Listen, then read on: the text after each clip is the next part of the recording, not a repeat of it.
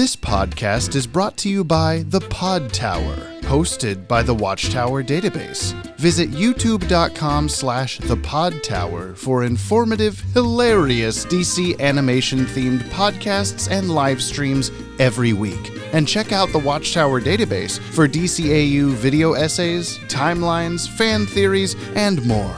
And please, enjoy the show.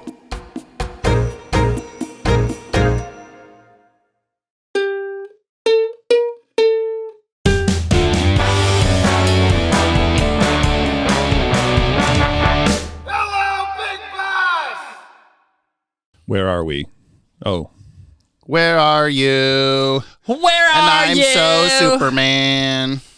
Is that how we're starting I'm this? so Superman. Oh, my God. Oh, my God. What do I do with this? I don't know. Brian's still got the 30-page stack of the episode guide just sitting here. Is it 30 pages? It's 30 pages.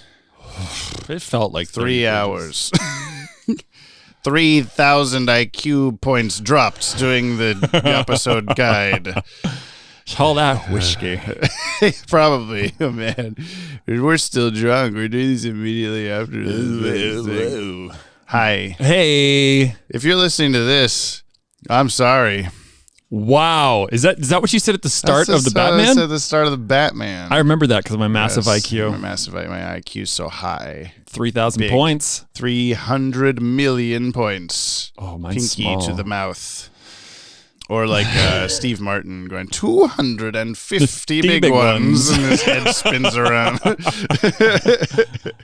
The Jerk. Hi, everybody. This is episode 87 of Jump on the Bat-Wagon. It's still Jump on the Bat-Wagon. I've explained like 30 times why it's still called that. If you didn't get it yet, then shut the fuck up and just listen, okay? And I'm Brian. I'm James from the Watchtower Database YouTube channel. I'm here to show my good buddy. What was your name again?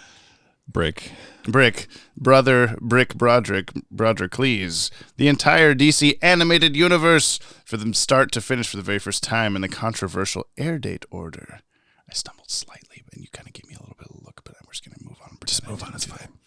So he may view these shows in the way human beings experience them in the far gone days of the 1900s. Question. Yes, you with your hand raised? What year are we in right now in the show? 1996. Okay, so I think it's safe to presume, considering how long this podcast is going to go on for, that eventually shows are going to be made. 1900s anymore, yeah. That's going to be a thing. What are you going to say then? I don't know, the Y2Ks or some shit. What That's do we do? dumb. What do we do at that point? Yeah. You don't. The The years. 2000s.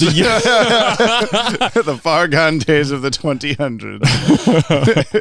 I like that. Okay, cool. We recommend you watch today's DCAU episode before listening to this podcast. I'm checking. I actually hit the record button. I sure did. To get a full experience out of our discussion. I can't make you do that, but I can make Brian do that. That's true. We can do whatever the fuck I want. At the time of this recording, Superman, the animated series. 12:43.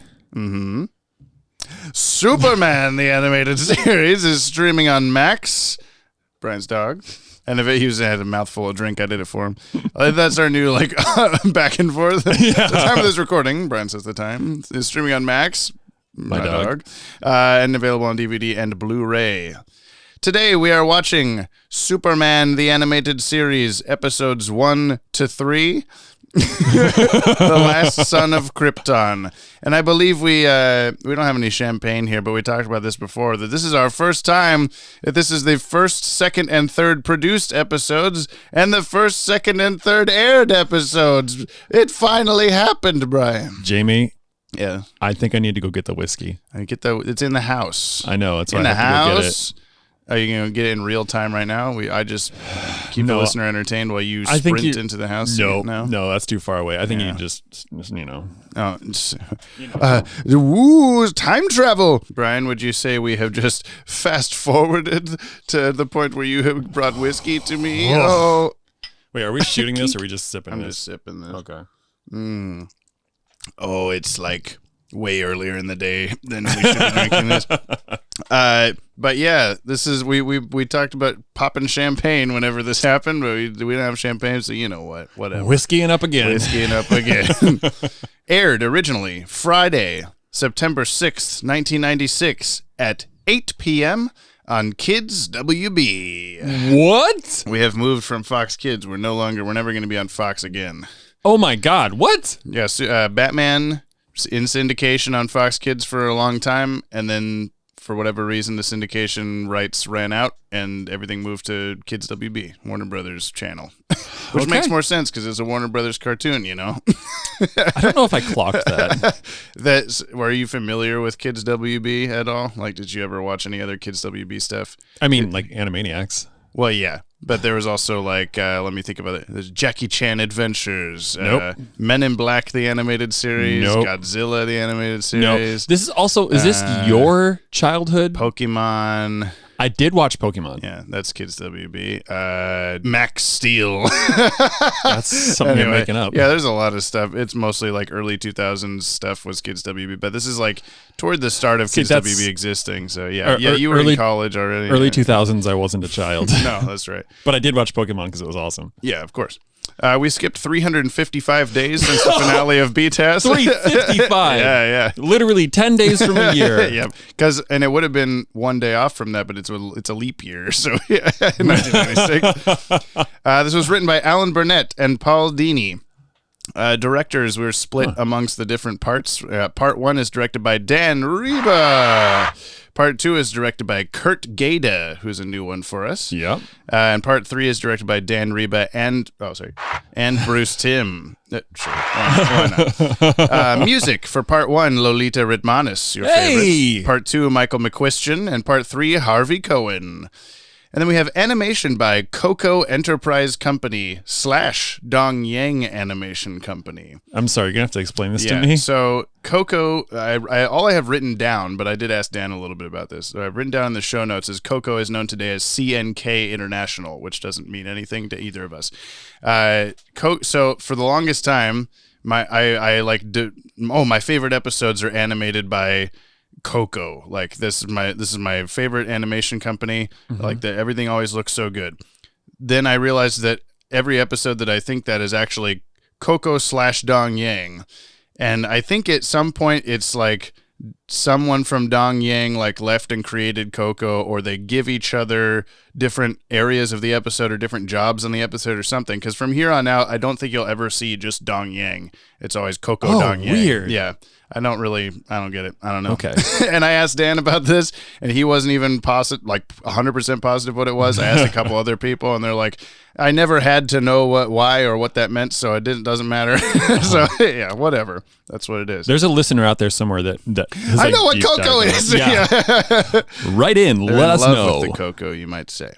That's it. That's all I say before we watch the episode. Are you ready? Let's go. You ready? It's a brand new show. So wait. Yeah. This is a. You said we're doing a 1, 2, 3, and judging by your previously set rules, that means that parts 1, 2, and 3 all aired on the same day. They did all air on the same day. Yeah. This was a massive world debut of Superman the Animated Series. Wow. I know. I feel the same way with whatever you just did. Okay. Well, let's start off with Superman, and we're gonna. What are we gonna? Are we gonna do parts 1, 2, and 3, and then come back and I gotta send you up 1, 2, and 3? Yeah. As far as I've been able to piece together, I'm the last survivor of a planet called Krypton. Krypton. Uh-huh. Okay. You don't believe me. It's a little much. Fair enough. All I ask is that you tell the truth about me. And that is? I'm not here to scare anyone. In fact, I've always tried to help people whenever possible. You sound too good to be true. What's your secret? What do you mean? Well, you don't go around in blue tights and a cape all the time, do you? What do you do in your off hours? I think that's a question for another time.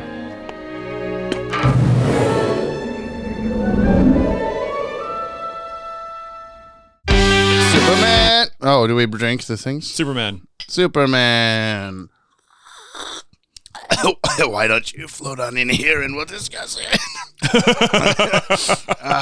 It still hurts. Brian, you saw the first 3 episodes of Superman. I saw the first 3, including the front 10 minutes of part 3 twice, because I left and then I came back and watched it again. Yes. You took notes, this is a new addition to the JOTB canon here. Just kind of like Brian takes bigger notes. beats. I want to like. Well, this is a movie essentially, like length of thing, so it makes sense for you to have written some shit down. Yeah, and it's all completely brand new everything. So I know that's probably the most intimidating thing. Yeah, it was like I don't know, like with Batman, it's like at the start it was like okay, Batman. Know about Batman, whatever villains. Decent amount. We start this off and we're like, okay, Superman's a baby. This is like a whole other. We did not. They're approaching this completely differently from, hey, Batman's Batman, get with it. And then we just do Batman stuff. And they occasionally show us little snippets here and there of stuff happening. Yeah. This is like, we're starting at 0. Yeah, the first 2 episodes are literally like a pretty like in-depth view of Superman's origin story. So, with that in mind, if you're wondering, what about Superman? Synup. Take a listen to the synopsis, the short summary, which is sometimes kind of long. This time it's probably kind of long. What happened, Brian, in The Last Son of Krypton, parts 1 to 3? Okay. Last Son of Krypton's parts 123. Dalmatians. 123 Superman Dalmatians. Wow, perfect. The officials now. Okay. Yeah. I'm going to try. You got your notes if you need. I do. I kind of want to do it without them, but I guess that's whatever. I shouldn't have taken notes if I'm not going to use them. I'm not going to be a note word Moving I shouldn't say on the podcast for SEO terms. Yeah. Okay. You know what I was gonna say? Yes, of course. A note guy from 1930s Germany. Anyway. Okay. So we open up and there is. Try not to say the phrase "fast forward" if you could, for our own sakes in a couple of years. Yeah. Yeah, I know. I'm really after last night. I'm gonna really want to just make everything super brief. Whatever. The listener won't mind, I'm sure. Yeah. I think we won't mind either. Yeah, we won't mind. All right, so we open and Superman's dad, I didn't write down his parents' name. Jor-El. Yeah, that's the one. Mm-hmm. Superman's dad, Jor-El, is on an icy planet and he's battling, he's looking for stuff. He's looking for stuff. And then he battles a hentai slug. Yeah, that was your first reference to the notes. That was the first thing you wrote down. As soon as the slug creature started whopping him around, you're like, click the pen, and I was like, okay. I wrote not Superman versus hentai slug. Yes. Hentai slug full of like various floating parts, spring roll ingredients. Yeah. Little bits of tofu and brains and things. So Jor-El is fighting an alien squishy spring roll, and he's gathering information for some reason. Turns out, in the eyes of everybody else, he's a conspiracy theorist for like the planet of Krypton. Yeah. Because they got a computer called Brainiac, and he's got something against Jor-El. Nobody believes him. So the Superman parents leave Ice Planet with Superman in tow. That's not their names. Whatever. What, Superman? Yeah. He's Superman, whatever. That's not his name yet. What's his name when he's a baby? Kal-El. Hey, you got it. Not even looking at the notes. Clark Kent? Shit, that's the other one. He has so many names. So many fucking names. Smallville? No. It's weird how many of this stuff is like just new to me. Yeah. Anyway. I'm glad. We're here, baby. We're here. We're doing it. Okay. So they're all like, the computer's like disguising shit for some reason. He's doing a cover up and nobody believes me, Superman's dad. But I'm going to try to convince him anyway. Nope, it doesn't work. Oh, well, it doesn't matter. I'm going to hack into this computer system. Hey, guess what? The computer doesn't want me to hack it. This is all Jor-El, by the way. Yeah, it's all in quotes. Yes. Yeah. For when I write this down later. Yeah. Yes. I should just write them down per episode from now on. You should write them down while I'm writing. Yeah, okay. You need to get one of those like court transcription typey things. Brainiac's in the soundboard. I am transcribing whatever Brian is saying. Okay, so Jor-El is like, Your little shed is about to blow the fuck up. I'm getting out of here. Jor-El is like, hey, everybody, listen to me. He's fucking up and he's gonna ruin stuff. And they're like, nah, the computer knows everything. And then he's like, but, and they're like, nah. Fast forward. There you go. Oh no, not real time. Oh no. Fast forwarding. It turns out that he's right, and the world is gonna blow up for, I don't know, tectonic reasons or something. TikTok reasons. TikTok reasons. You've done too many TikTok trends, Jor-El. My daughter is your wife, I guess. That's all. That's my 2 lines in this episode. So Jor-El's like goes like one final time to figure out, what's going on at the computer. The computer's like, no, I'm gonna lock you out and tell everybody to shoot you. And then Jor-El's like, no, and then they slides down a building. Yeah, they start shooting him. He's making a great getaway. He goes back to wifey, and the computer's like, oh, by the way, it doesn't matter. Everyone's about to die in like a couple hours. And he's like, fuck. And so Jor-El's like, I'm gonna launch my baby into space. And the mom's like, you gotta be kidding me. And the granddad's like, you gotta be kidding me. And he's like, I'm not. And they're like, fuck, okay. So they launch the baby into space, and like, he's really on this launch the baby in space thing. That's his second conspiracy theory. The thing that like really got me is like, I was, and I think you probably were too, imagining like the actual weight of like, okay, our world is going to end. Everybody we know is going to die. And we're about to like prematurely launch our baby into space because we're like 99% sure that the world's going to end.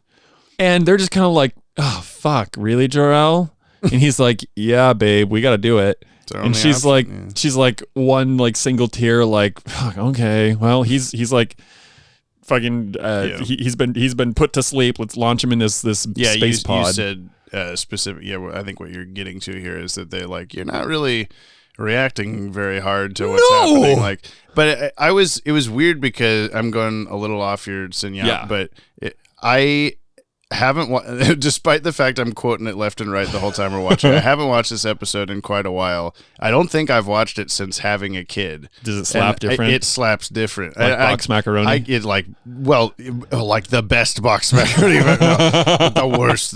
Well, like, yeah, like I think you looked over at one point and saw that I was getting a little bit like verklempt. Yeah. Like I was just like, it's some sort of brain chemistry that you can't explain. Like, you have a kid now. I watch The Lion King and I actually cry when Mufasa dies, which has never happened before that point because I have no soul. But yeah, like I mean, it was a little bit like, oh, you should be reacting a little bit more and all this stuff. But like the music in all of this was so phenomenal. Yeah, that I was just like, oh, it's getting me. If I had to do this, holy fuck, like that would suck ass. And then and as they're launching it, I was just thinking like, man, like this is actually getting me a little bit. Yeah. I think Jamie, this is where we can like shake hands across the aisle because like this is the legitimate reason why I actually visit the site. Does the dog die?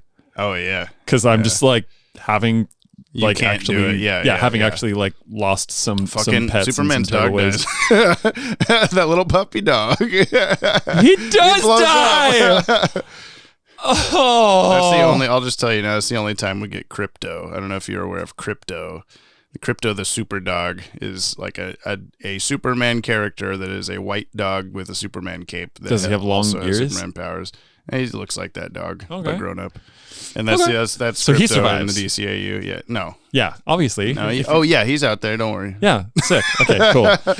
But yeah, so I just that was one thing for me that like that was kind of my first like, you guys really like wouldn't they be just like your world is gonna end. Everybody you know is gonna die, and you're never they gonna must see have your had baby this again. like discussion beforehand or something because right? For one, they don't have a lot of time probably to do something like that. But for two, is like if it was real and Lara was just being like no and like bawling and like you can't, this is my fucking kid. Oh my god, what do you do? Like it would probably, I don't know. It would take too much time, and you'd make Jarrell's look like a terrible person and all this stuff. Whereas like this feels, while it feels a little bit dry while it's happening, it's like you can kind of, to me, I think you can kind of imagine that they've had this discussion for a while. Laura's on his side about the planet's going to blow up, and they're like, worst case scenario, we might have to launch the baby into space. They've talked about this a few times already, and they're like, fuck, I guess it's happening. And so she like just needs to be strong. Yeah, for the I moment. guess so. Okay. Yeah. When I get it. they embrace and everything goes boom. Yeah. So like before that though, like Brainiac uploads all his information to space, and then he like fucks off in his satellite. Yep. And then we have God, it's fucking weird hearing these words come out of your mouth. Thanks. Like all the Batman stuff is like I don't know. I'm sorry, I'm keep interrupting you, but all the Batman stuff is just like, yeah, and then in this episode, Batman does this. Like nothing's super tied together necessarily. There's like 5 or 6 episodes of Batman that like connect to each other, and the rest are just all like standalone stuff. We're starting Superman as like another reason I was a little bit teary-eyed was I was just thinking like, we're like in it now. Like this is the start of like everything just keeps going and going from here. Like I can't describe it to you specifically, of course, but it's just like you're meeting all the supporting cast of Superman, and that's gonna be your continuous supporting cast. There's not like Rupert Murdoch 60 episodes later. Did you remember Rupert Murdoch? Because it happened a while ago. I know Lex Luthor is like a pretty big player. Yeah, but Lois Lane, Jimmy Olsen, all those characters are like the cast, and you just keep having the cast essentially. Okay. But yeah, anyway. Interesting. So then Krypton blows up. It sure does. In a big kaboom, but I think some people are probably okay. I don't know. Like not every inch of that planet blew up. We saw chunks, so it's fine. Then that's the episode 1. Episode 1 over. Yeah, I mean, I'm gonna try to rush through this. Sure. Episode 2, Super Baby lands on Earth. What are his parents, air quote parents' names? His mom's name's the same name as Batman's mom. Which Lois Lane. Yes, there you go. Martha Kent. Yeah. Jonathan and Martha Kent. John and Marty. John and Marty Eisenberg. So John and Martha are driving, and like spaceship lands in a pond, and then she's like, holy fuck, it's a space baby, let's name it. And he's like, I don't know. But then like, lol, they just adopt him, and like the state doesn't question them at all. It's fine. Nope. Kansas doesn't care. It's fine. Kansas doesn't we care. Don't tell Kansas. Episode. So then Superman's Clark, whatever. Yeah. He's named after Martha's maiden name. Yeah. And we get Clark growing up, and suddenly he's a teenager, and he's like, yeah, I'm like seeing girls in locker rooms, and I'm hearing people whispering. And I actually forgot that Lana Lang is like, so how many times you looked in the girl's locker room? And like 10 seconds before that, I was like, X-ray vision, look in the locker room. She's like, how many times? I'm like, great, I guess we know what I would be doing. Yeah. You'd be the bad kind of Superman. I would, yeah. I'd be murdering people. Let's see, Superman. I'm gonna go a few rounds without you, robot.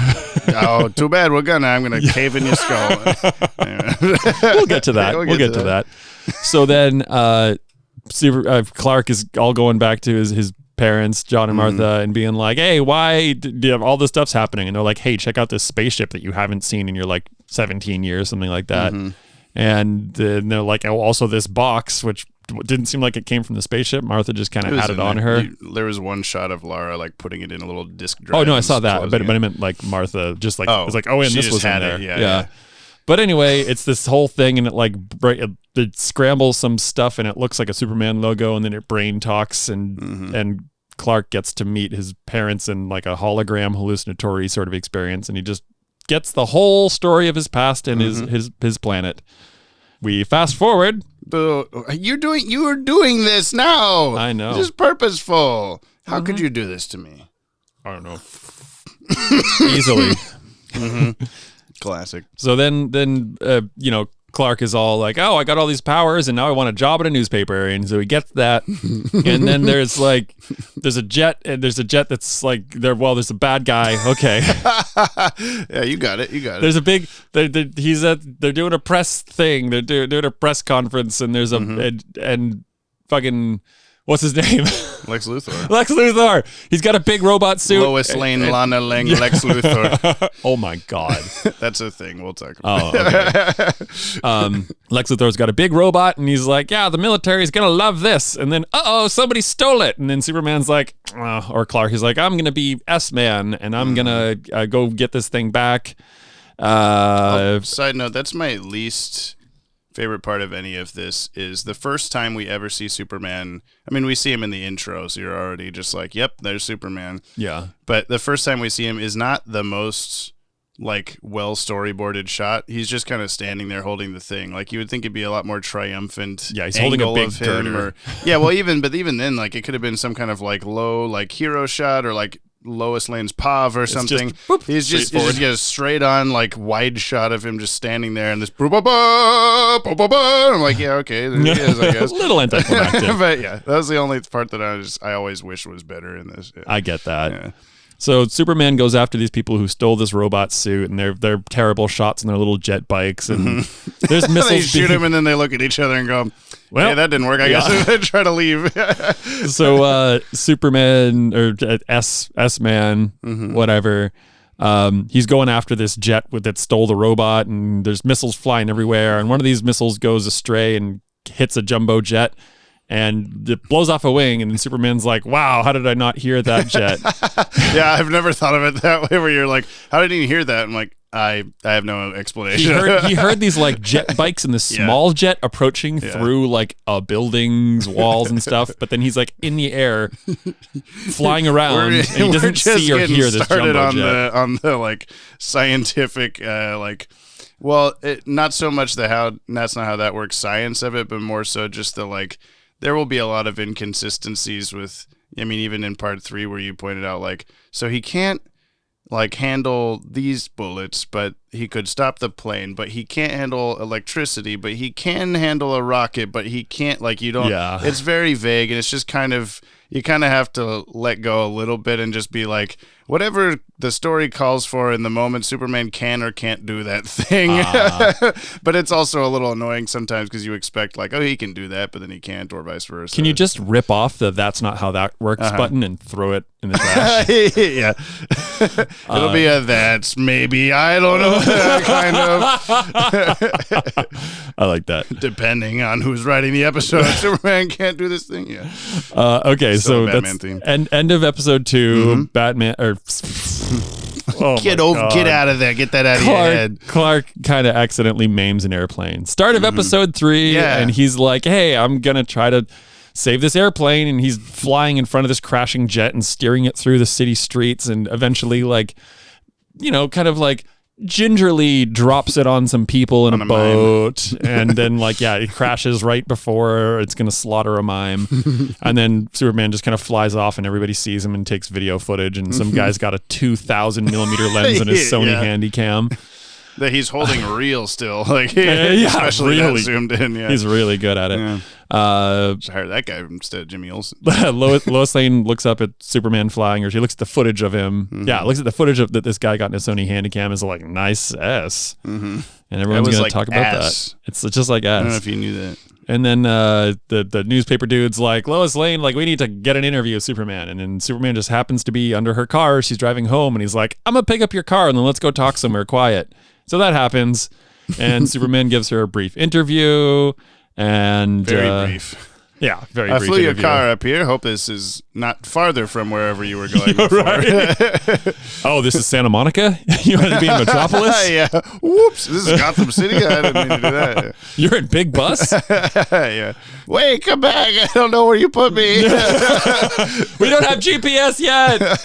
Yeah. What we can have you fax Google machines? Okay, so then Lois I'm just going to try to skip around here. Sure.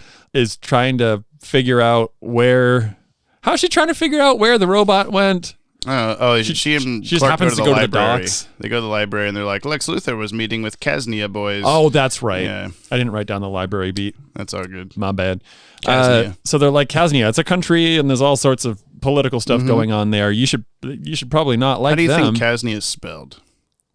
Kasnia. Sometimes. Sometimes it's with a Z. Oh boy. Depending on what episode we're Oh in. boy. Keep going. Okay. So Lois goes to check out this boat where there was some like gun smuggling going on. She's like, I'm going to go by myself. It's fine.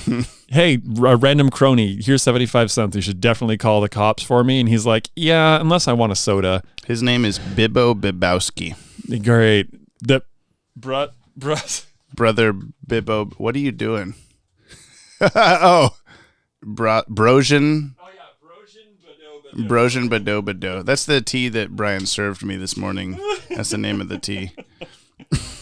So we haven't Lois talked about tea in a while. On yeah, the podcast. we People are should. anxious. So Lois is all like, hey guys on the gunboat, let's talk about some stuff that you got in the gunboat. And he's like, it's nothing. And then a door happens to open up and she's like, oh, it's that everything. It's that big Lex Luthor robot thing. And he's like, well, I guess we're going to shoot you. And Superman's like, oh, by the way, he is Superman now. They called him that in the newspaper. Yeah. Oh, that's what you were room. doing. I thought you were trying to come up with a funny pseudonym to continue to call him the rest of the podcast. Nah, just S-Man. I'm trying to be Nice chronological. S. Yeah, I see. Kal-El Clark Kent S-Man Superman official synopsis. So then, yeah, there's a big fight, and then the baddest of bad guys jumps in the robot suit, and there's a battle that just destroys like the whole fucking city. And sometimes At least Superman's a building. Yeah. At least a building and a couple cinder blocks. Personless building. Yeah, right. We got to make and sure that there's one no cop deaths. car's windshield. Yeah, Superman sometimes getting like squashed into cars, but he's okay. And other times he's getting shocked and he's not okay. Yeah, Superman ends up ripping the thing limb from limb. The bad guy gets apprehended, we're guessing, because Superman's holding him. Or Superman punches him in the face and he explodes. Yeah, we don't really quite see what happens. Yeah. And then the episode kind of wraps up, but then lo and behold, Satellite Brainiac is in space and he meets the Chin people. And then he like grows arms and like destroys the Chin people, and then he's like taken over a spaceship. Out. Yeah. Yeah. You skipped a little bit with Lex Luthor's office. The end? Oh, yeah. The Superman plays the long silent game with his arms crossed and just looks at Lex. And Until Lex gets mad. Yeah, Lex gets really mad and he's like, I'm going to be watching you. And then he flies away. And Lex is like, no, I don't want that. No, I'm Lex Luthor, he says. And then the Brainiac thing happens. And the Brainiac thing happens. So let me tell you the official synopsis, okay? Now that we're into Superman and we got Kids WB synopses, they are the teeniest synopses you have ever experienced. Amazing. Jor-El, a Kryptonian scientist and council member, rescues his son Kal-El from the dying planet by launching the baby to Earth. Part 2. Wow. Young Clark Kent discovers his true identity and, as an adult, presents himself to Metropolis as Superman. Part 3.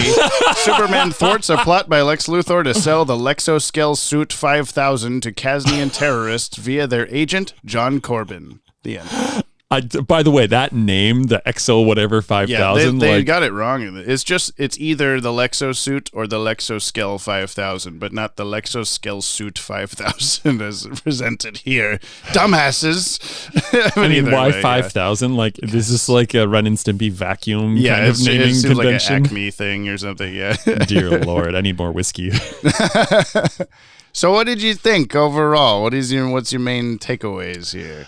It's a very different show. It's so far. very different. It's very different. The art is much brighter. It's so much brighter. It's so much cleaner. And I'm like accidentally being like comparative here. No, do it. I think that's what we got to do. I don't like it as much as the Batman art.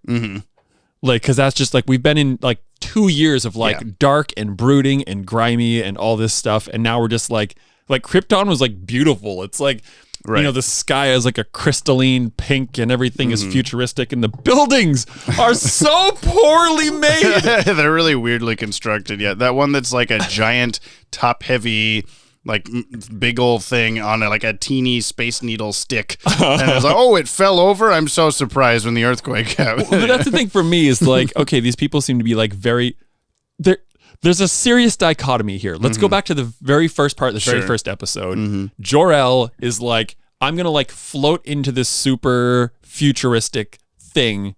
And like, I'm going to hover into this ice cave and I'm going to like overlook where we're getting these samples. And you see there's a hole in the ground, which is surrounded by a bunch Wile of the like Coyote. like the dynamite blow up like box with a T handle out of it that you're gonna like kaboom. Yeah. There's like 6 of those connected by a wire around a great hole in the ground. I'm like, can't you use lasers to make that hole? No, they're like or something. Yeah. clear.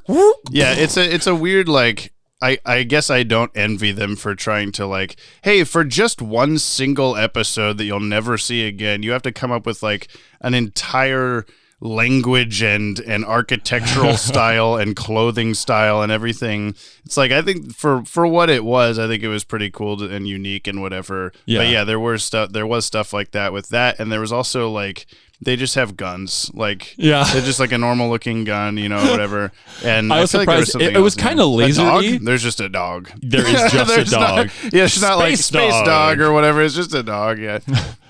Yeah, it's kind of there's some weird balances there, but like it was really pretty. To me, it was literally the like that's not how that works. Of the buildings looked like futuristic and maybe made out of concrete, but like if a single like what looked like a 3 or 4 on the Richter scale earthquake happens and their buildings are like massive cracks throughout the entire facade of the building, it's gonna fall down. You're like, you guys don't like have any kind of like reinforcement in your concrete. Like you were like, they are not prepared for even the smallest earthquake. No. Yeah. Well, and as I was thinking also like, you know, this was my first exposure to the Superman mythos, but of course I've had many others in my brain since then, and so I'm picking up on things like classically or whatever you want to call it, like Krypton is essentially Earth, like what you would expect, like, oh, eventually Earth gets to this point where like global warming and this thing and that thing have like fucked us up so hard that like the planet is just gonna fucking die and we gotta get out of here. But everyone's like, no, the planet's not dying, you dumbass. And then it does. And they have the same like gravity and the same, you know, everything. Everyone just basically looks like a human and everyone looks like a person. But in future clothes and future buildings and whatever, flying cars, dog, and but yeah, then at the same time, they're like, we have better earthquake preparedness here in 2023 than Krypton has in whatever year it is for them thousands of years from now, you know. Right. And they're just like, building fall over. What was it that beginning? His like the date Alpha Theta 1262 Space Dog Niner. Yeah. Space Dog Niner. So they're like not even counting like just numerically anymore. Yeah. I don't know. The whole I enjoyed the first episode being entirely Krypton. Like at least you get that, and it's not just like 5 minutes of like whatever, and then we get Superman. Yeah, it was cool. It at least gave you a little bit more tension of like, oh, this is a problem and stuff like that. I mean, it was a pretty high note to start out on for sure. Yeah. What's your favorite of the 3 episodes? They're all very different episodes. They're very different episodes. Although they're kind of split like sort of 50-50, like 50% over the course of like we have the little bit of a time jump from baby to high school, which I guess is probably more of a time jump than high school to adult or whatever, maybe, or about the same. I don't know. But start of the first episode all the way through halfway through the second episode feels like, okay, that's the past stuff, and now the rest 1.5 episodes is now. So but I don't know if that affects your answer to the question I asked you. I kind of find it really difficult, actually. I mean, I guess right now they have to go on the top 10. Are we calling it we'll have else? to for Superman specifically. I don't know, I really liked the first one. I'm not sure why that's the one that's like carrying the most weight for me. Unique. Yeah. And like it was cool. The second one might have been the coolest for me just because of like the whole story of like, okay, now we have Clark like becoming Superman's an adult origin story. Like it's really Superman was neat. barely a character in the first episode. Just goo goo gagaing around. He's not even saying real words. No, such a low IQ. What an idiot. And the third one, like to me, I'm like, okay, that's where it's gonna be. Yeah, but it's also, I don't know. That one just didn't like it was more just like establishing everything. Like I feel like that mildly granola. It's just like here it is, Superman. I also said Batman. We were just talking about Batman for so long. Like it's just nut in Gotham City.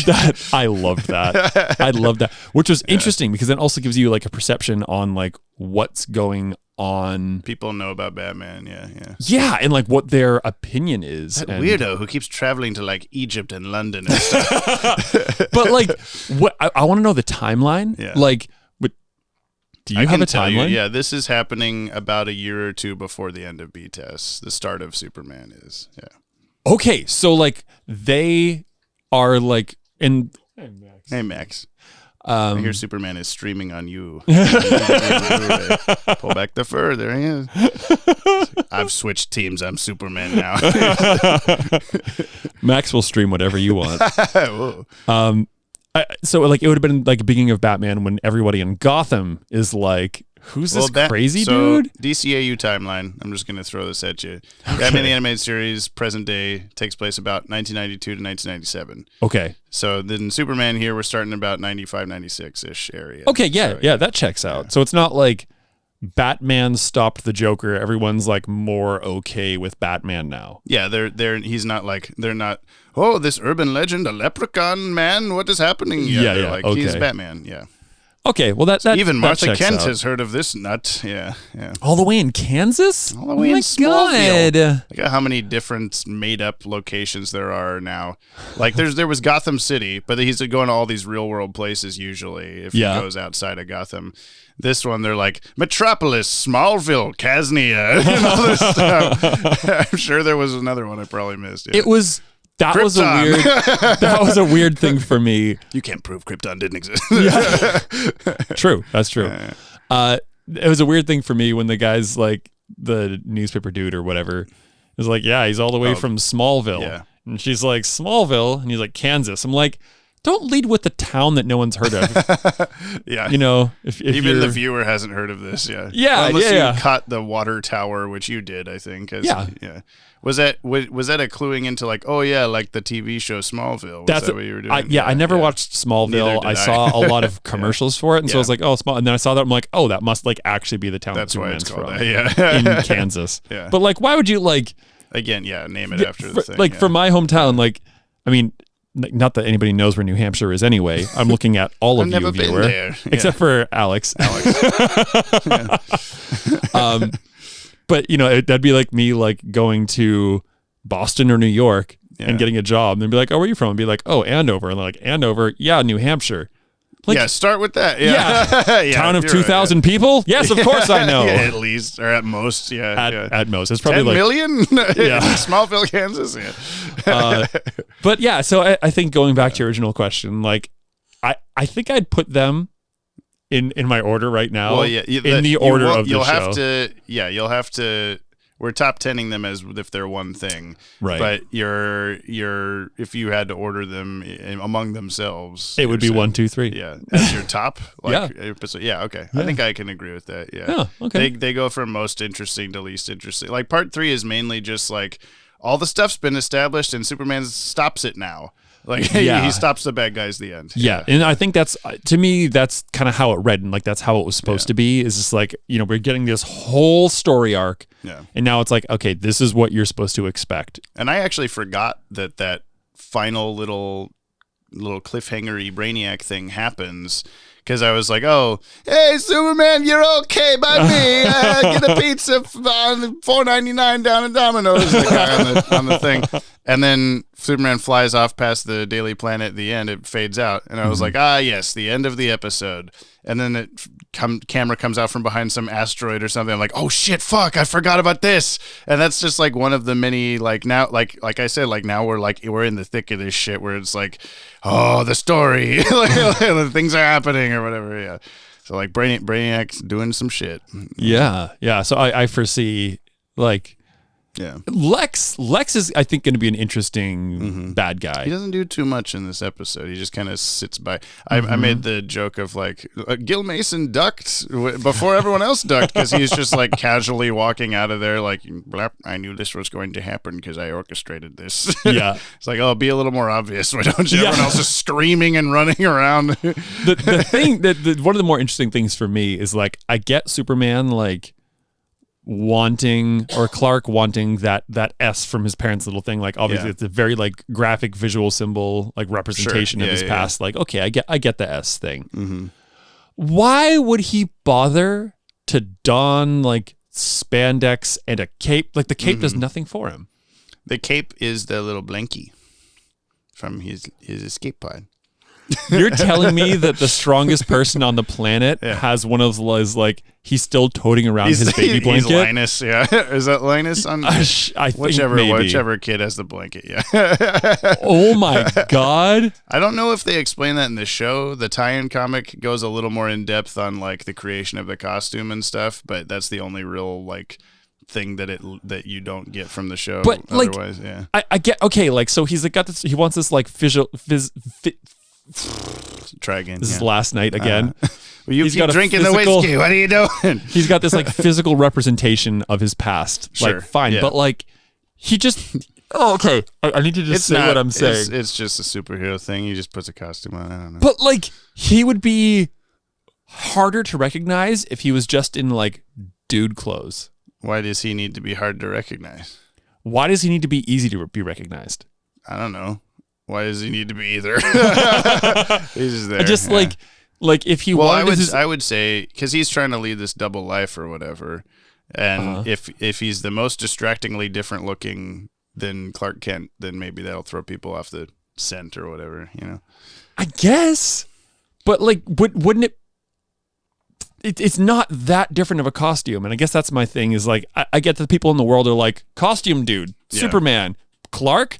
Definitely not Superman in a suit with glasses. Right, yeah. Yeah. Yeah, I mean, we'll that'll come up a million times, I'm sure, as we go through these episodes. It's like, why don't nobody know it's him? Like, what? Is that one of the things that I'm just going to need to let go of? Kind of, a little bit, but we'll talk more about it eventually, I'm sure. It'll be more prevalent.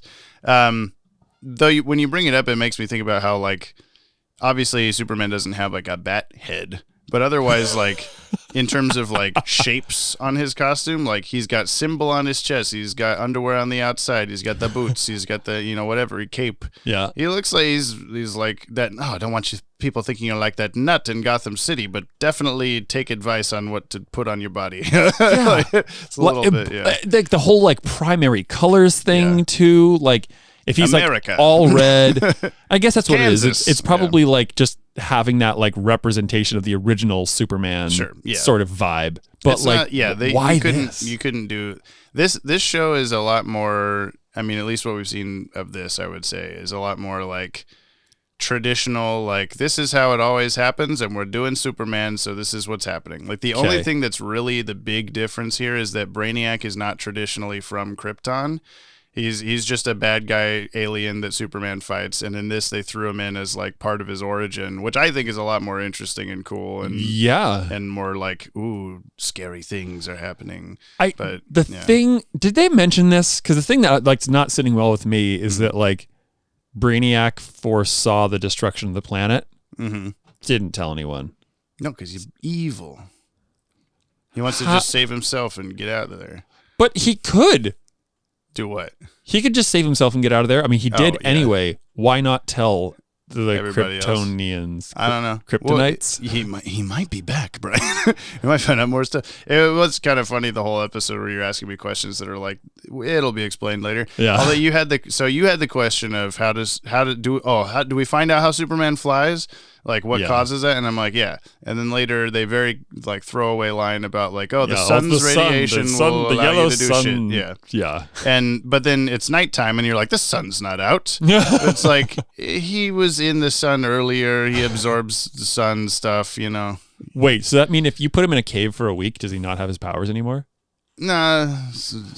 I don't know. There's a lot of stuff I got to let go of. Yeah, well, no, it's maybe 25% let go, 75% just wait around and find out. Like, I don't want to tell you. I want you to experience stuff. But then there will be points where we'll get through everything. You'll be like, so we still don't know this thing. Like, yeah, I don't know. Jamie, I waited for 2 long years and we never got the answer.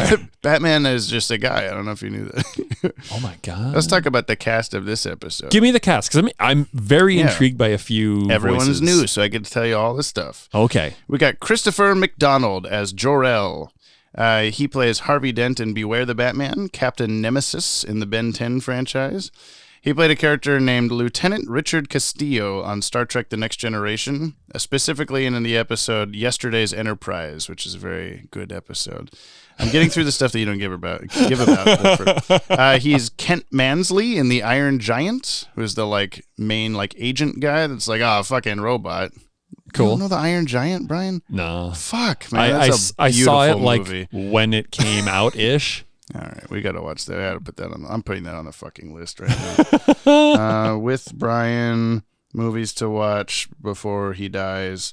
Subtle plug to Dylan Pollock there. Yeah, there we go. All right, he is the bad guy Wilson Croft in Flubber. He's also Shooter McGavin in Happy Gilmore. Oh, okay. There you go.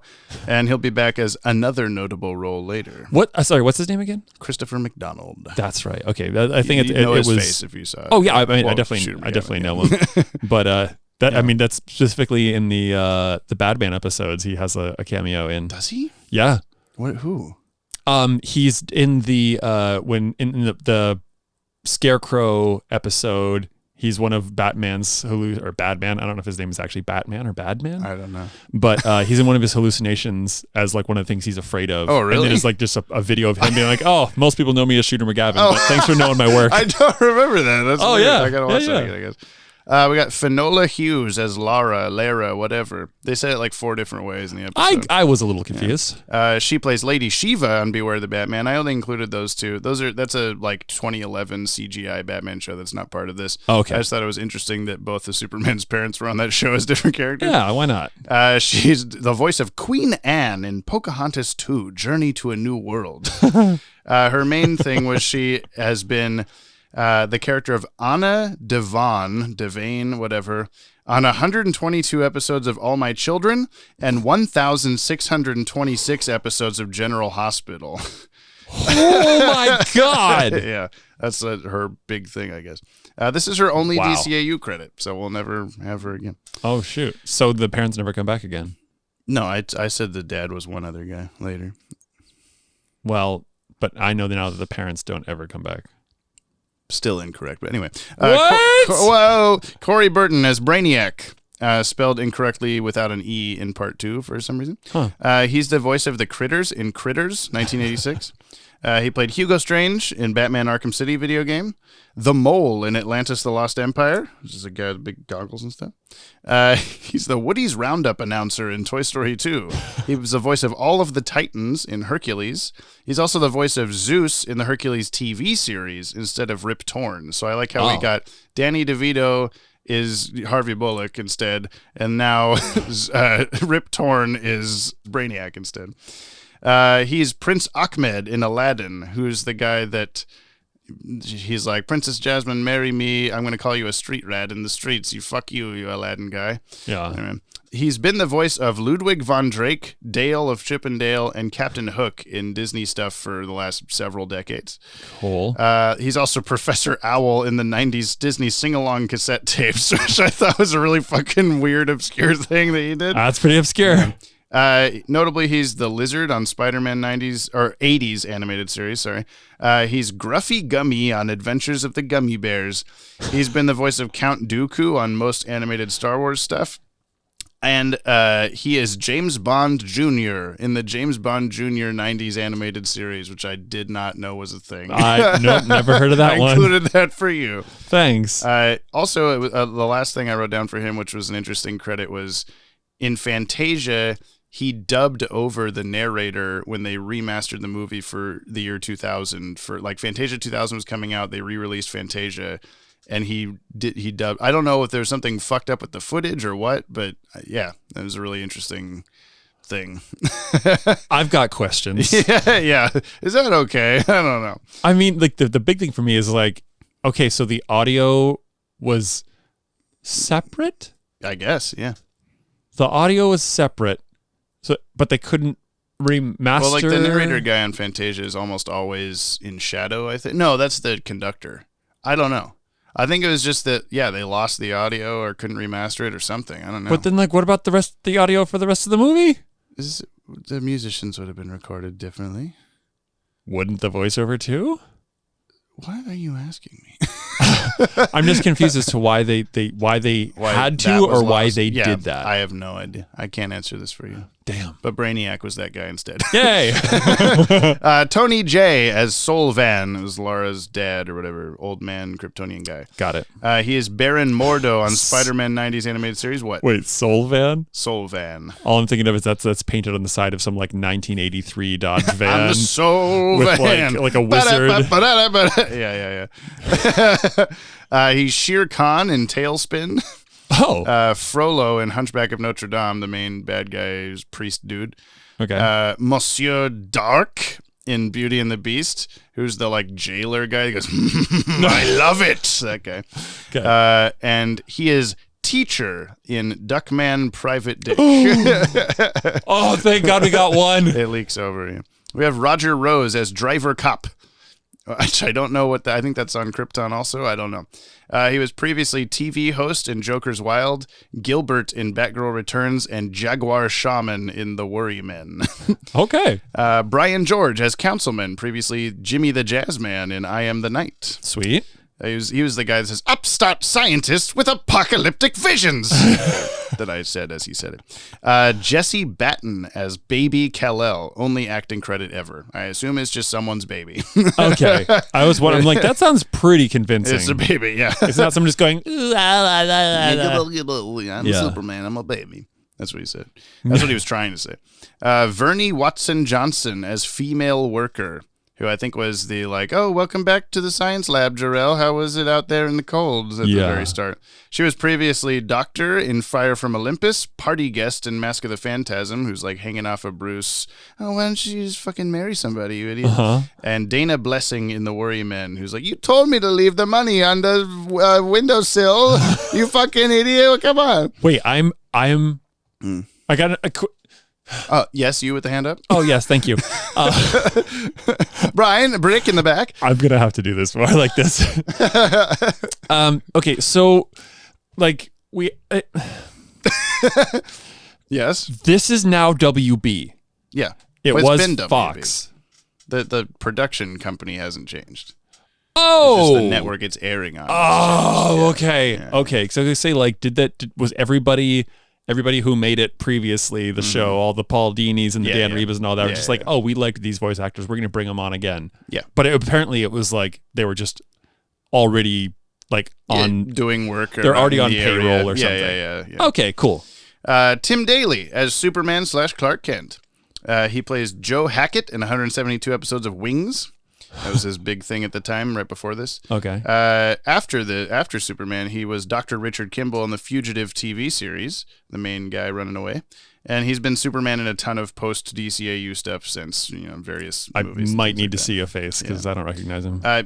You might not. Okay. He like his Wings and The Fugitive were like his big things, and then he just played bit parts and random stuff. Yeah, I remember Wings like commercials again on TV for it, but very, very vaguely. He was in the main cast, so anyway. Yeah. Dana Delaney as Lois Lane, previously Andrea Beaumont in Mask of the Phantasm. I don't know if you recognized her voice as she was speaking. I didn't. Yeah. All right.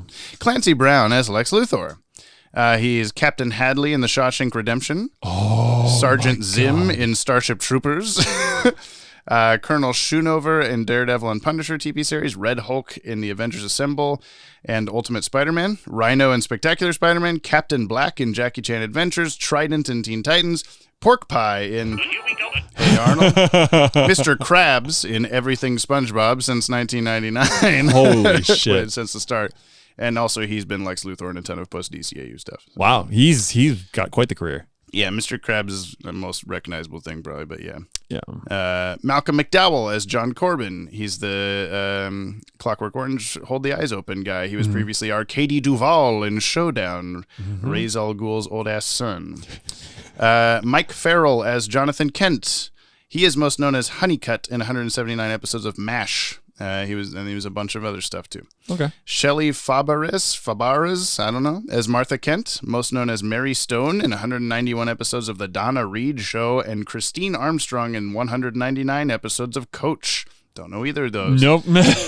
Old people. Lauren Tom as Angela Chen. She played the character Julie on Friends, which was one of Ross's girlfriends for a while. Linda Tran in Supernatural. Min, which was Khan's wife in King of the Hill, Asian neighbor guy. She's the voice of Gizmo and Jinx on Teen Titans. Number 3 in Codename Kids Next Door. Ju Di in Avatar, which was the brainwashed tour guide lady in Earth Kingdom. Wait, which one? Because there's two. Yeah, I don't know. She's Amy in Futurama. And she'll be back as many, many, many other characters later. Angela Chen was the some lady of this show. Oh, okay. The news reporter lady. George Zunza as Perry White, previously ventriloquist in Scarface on Batman the Animated Series. Mm-hmm. He's the newspaper editor-in-chief dude.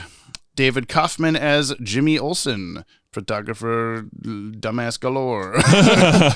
He's a polar bear. I don't fucking care, Jimmy. Get that shit out of my face. He plays the Human Torch on Avengers Earth's Mightiest Heroes and several Marvel video games. Sweet. He was Marty McFly in Back to the Future, the animated series from 1991 to 92. Again, another didn't know that existed, James Bond Jr. type of thing. He's Dexter Douglas on Freakazoid, which we watched the first episode of. Oh, Freakazoid's shit. like human form. Yeah. Yeah. Which I don't know if you had anything to say about that show. I have opinions. Well, let me finish David Kaufman at least. He's a character on one episode of Animaniacs named Steven Seagal. And this I did not know. He's Danny Phantom. Are you familiar with Danny Phantom? Nickelodeon show. It's Fairly Odd Parents art style, and it's a kid doing ghost stuff. Yeah. It rings a bell. I didn't watch it. I didn't know he was him. But anyway, yeah, we watched the first episode of Freakazoid a little bit before Superman. Quite the you just said, why is this chaos like every 10 seconds? Yes, that's the show. Yeah, that show is a particular brand of unhinged. It really and is. immediately after we watched Freakazoid, I had to pull up the first episode of Garth Marenghi's Dark Place, yeah, which is also listener unhinged. You might have seen a clip from or something, because I don't know where I've seen that before, but yeah, go. You should watch that as well. Beautiful. Yeah. Tress MacNeille as Miss Stevenson. She was previously Woman in Time Out of Joint, which was the lady falling down the stairs at the Clock King trip. Oh, yeah. Don't save old ladies. Nope.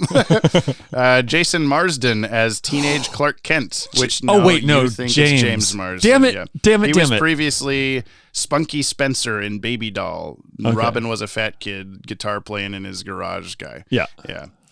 He'll be back. Why did I remember that? I don't know.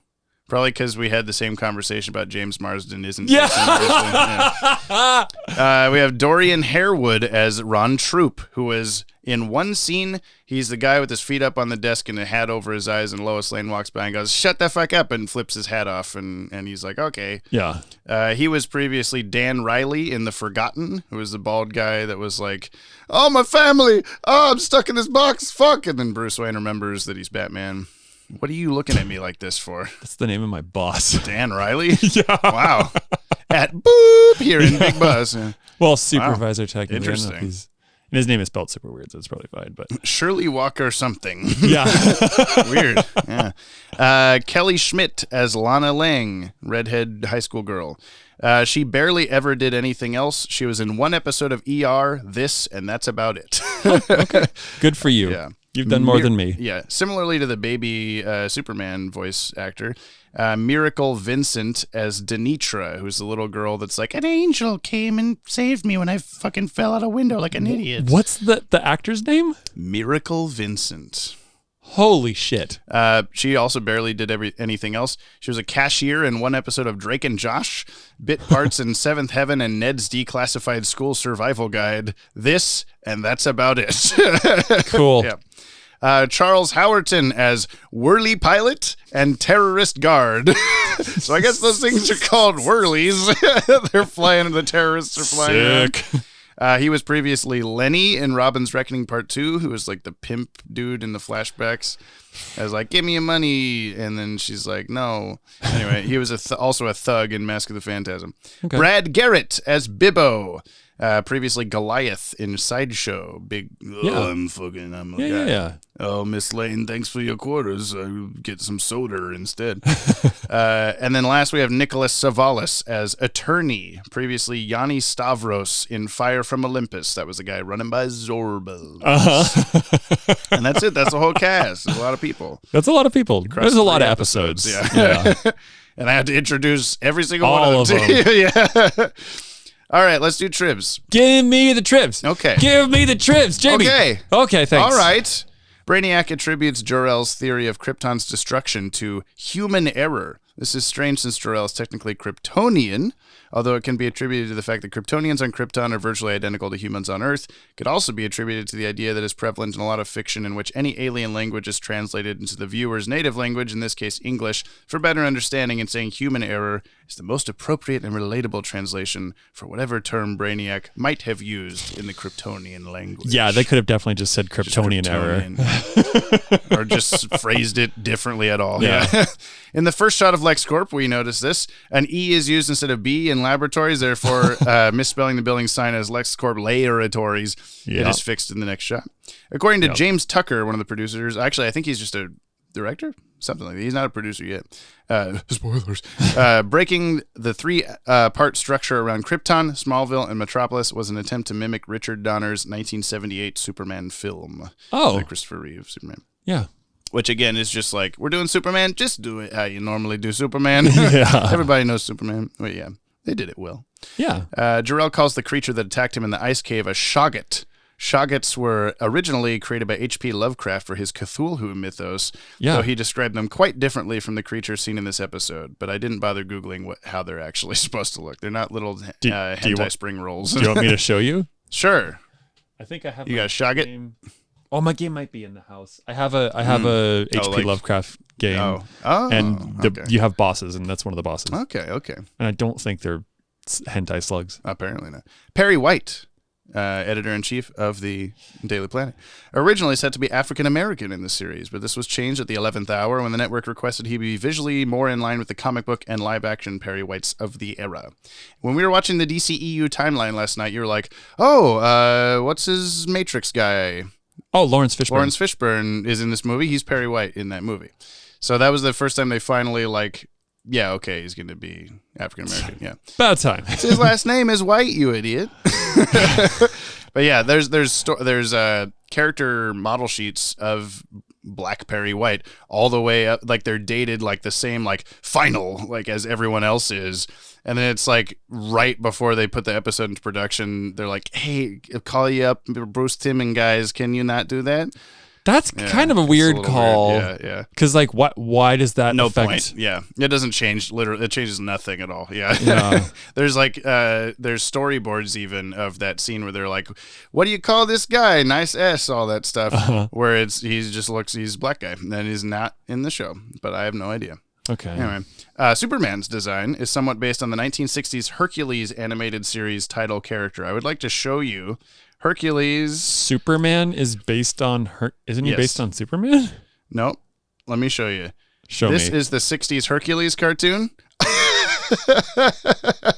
Looks fucking exactly like Superman. You didn't mean costume. You meant literally the whole character model. Yeah, that's what Clark Kent looks face. like. So and body.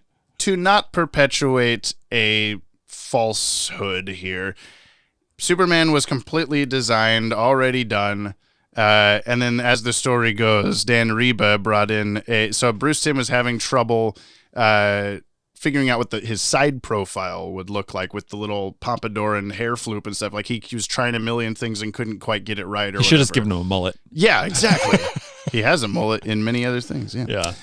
And so then, as the story goes, Dan Reba brought in a bunch of VHS tapes of this old Hercules cartoon and was like, he kind of looks like this, and puts it on for him. And then as soon as there was a sideways shot, Bruce Timm's like, "Oh, fuck, finally, I figured it out." And just copied basically his forehead forehead and hair and everything for the side profile. When you compare it, it's that looks a lot like the guy. Can I see it again? Yeah.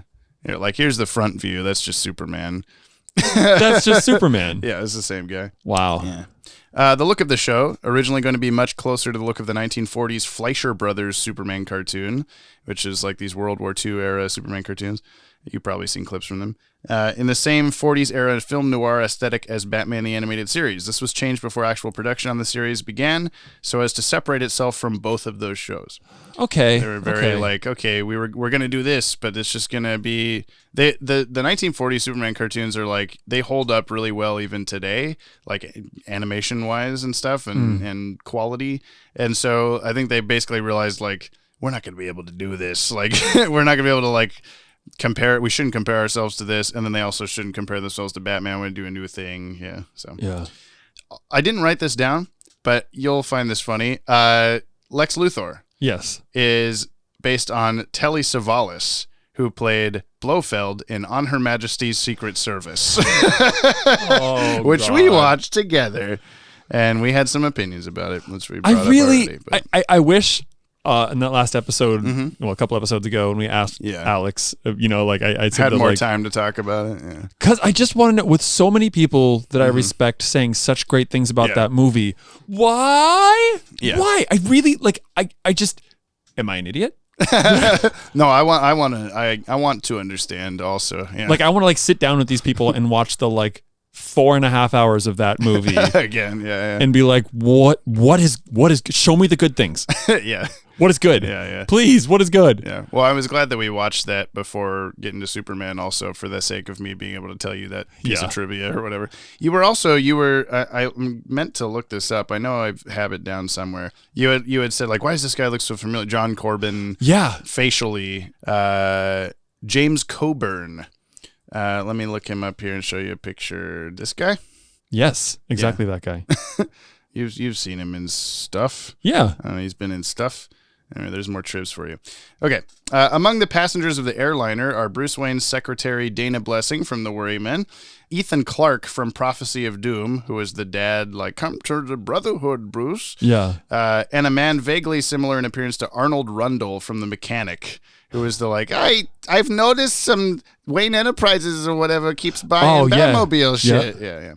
Wow, they just like straight up like put them in the show. They just put him in the show, yeah. And in a plane that was crashing. In a plane, which is interesting because there's a shot that shows up a lot online of examples of, like, here's all these people looking out their window of the airplane.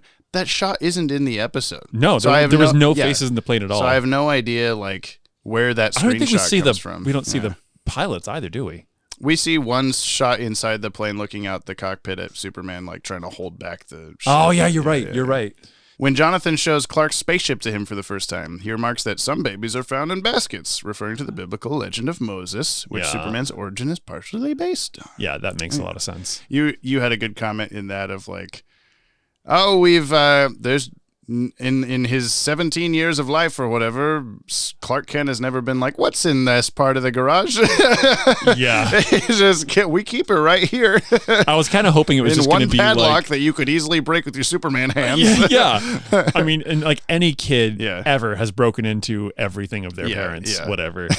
No, he's not Clark. He's a good Kansas boy. Yeah. He doesn't break padlocks. I was expecting it to like literally be like on some sawhorses covered by an old sheet. Right. Yeah. Oh, I'm just never thought to look under here. Yeah.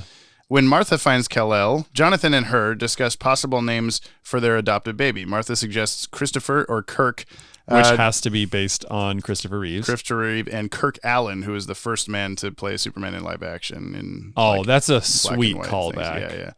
There was something else on IMDb about, because she also suggested Kevin, but that was a Kevin Conroy reference, but I couldn't like nail that down anywhere else, and why would it be? So I don't know. I don't know for Conroy, sure. Kevin Altieri, Kevin Bacon, Kevin Smith, who plays Superman clearly. Yeah. Lois says, nice S after seeing Superman's suit. This part was removed from the version that eventually aired on Toon Disney because it was inappropriate for a younger audience. Just like kids WB's fine, though. Yeah. This 3-parter was also released on VHS and DVD as Superman, the Last Son of Krypton animated movie, which is our first, I believe, of several upcoming, like, this episode is 3 parts. Put it out as a movie. Money. Man, that'll be a thing. That checks out. Yeah. When Superman is trying to land the plane, there's a shot inside the cockpit that has the moving Metropolis skyline visible through the instrument panels. This was one of the things that, so the remaster that we're watching is only a couple years old. They put it up on HBO Max of the time, and someone had pointed that out as like an animation error or something. But then we all went back and saw like, oh, it's been there the whole time.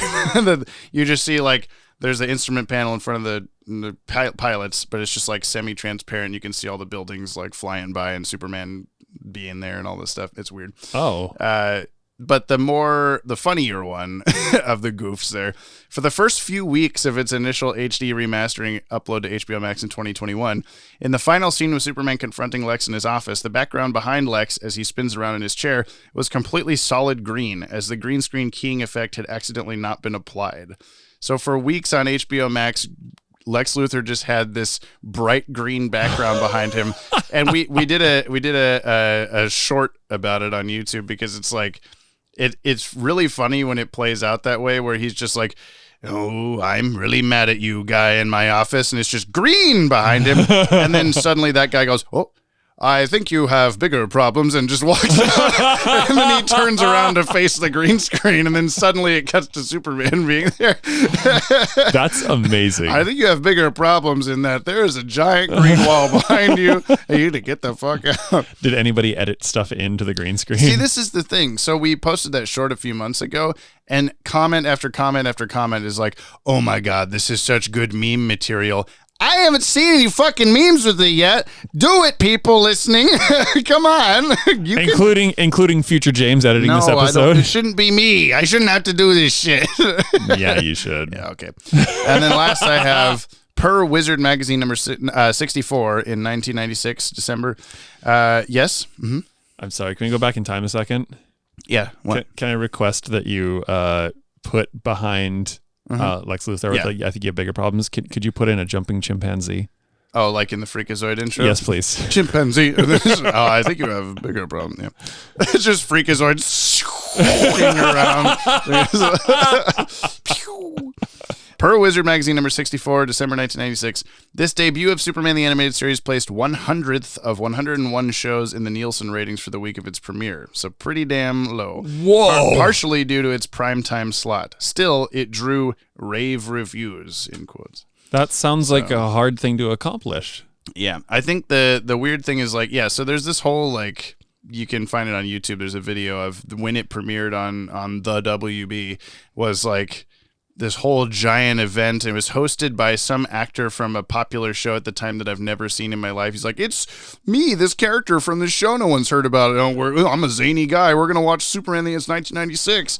And it's like this big fucking deal. And then apparently like nobody watched it. 8 p.m. on a what was it, Saturday? 8 p.m. on a Friday.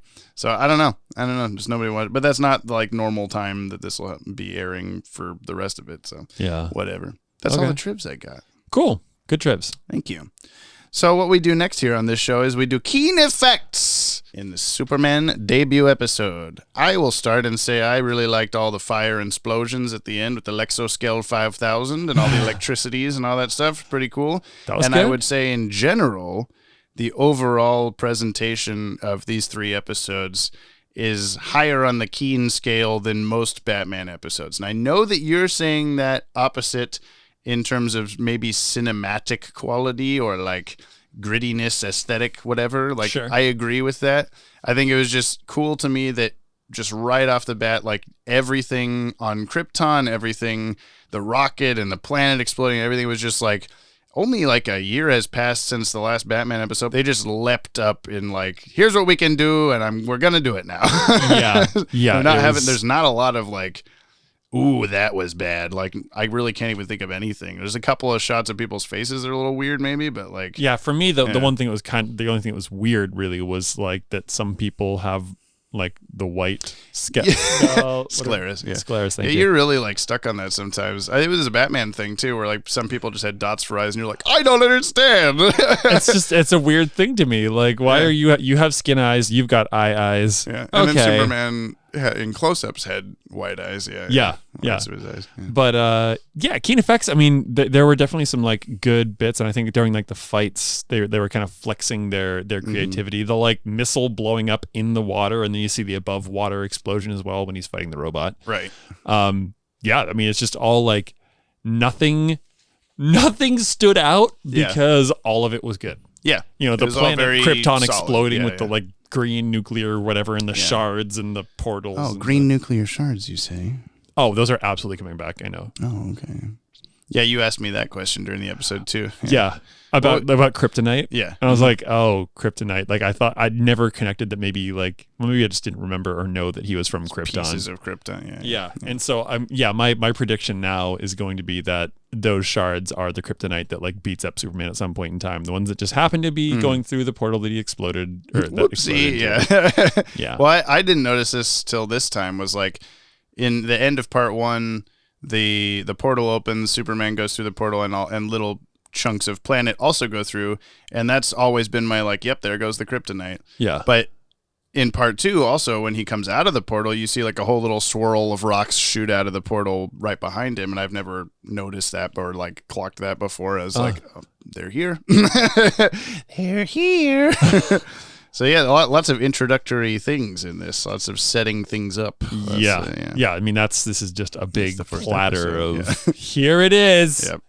The thing I wanted. You know, it's funny.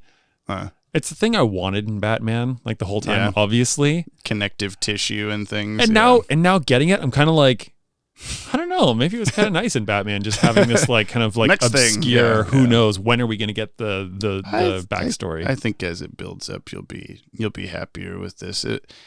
There, like I said about, I think it was the end. Our wrap up of Batman was talking about like Batman's got a lot of good stuff going for it, but like besides Mask of the Phantasm, there was nothing that I was like, oh, I can't fucking wait till Brian sees this thing, this big event, this huge reveal, the whatever. Worry Men. The Worry Men, yeah. Sewer King.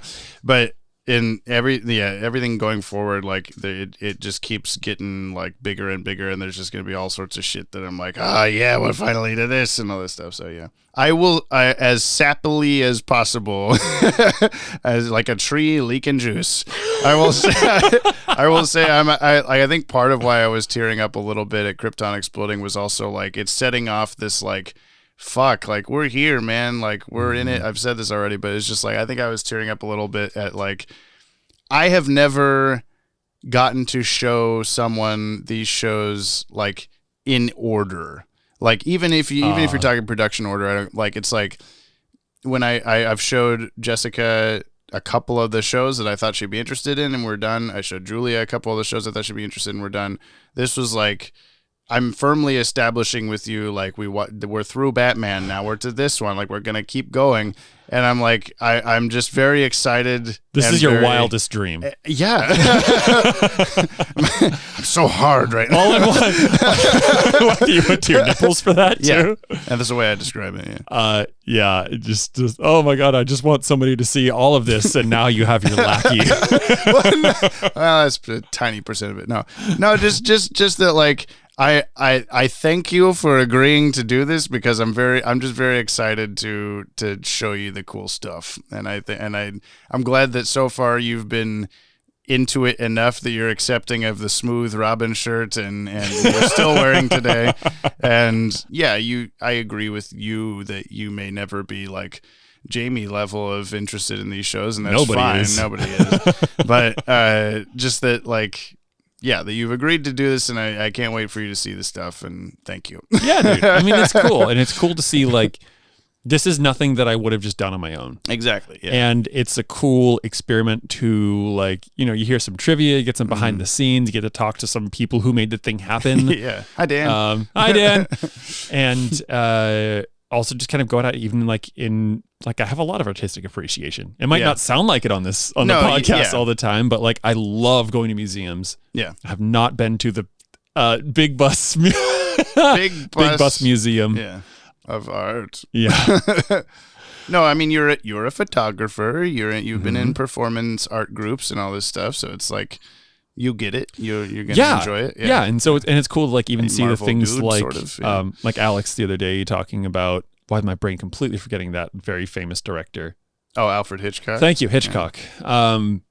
To like, just like get into this level of like, artistry and like, oh, I recognize that. Oh, they're doing this film, this trope or like a nod to it or whatever. So like, yeah, man, it's cool. It's cool to like take this time and be so intentional and just like watch some stiff. Yeah. Stiff. Now we're going to skip Batman's usefulness, of course, because there's no Batman.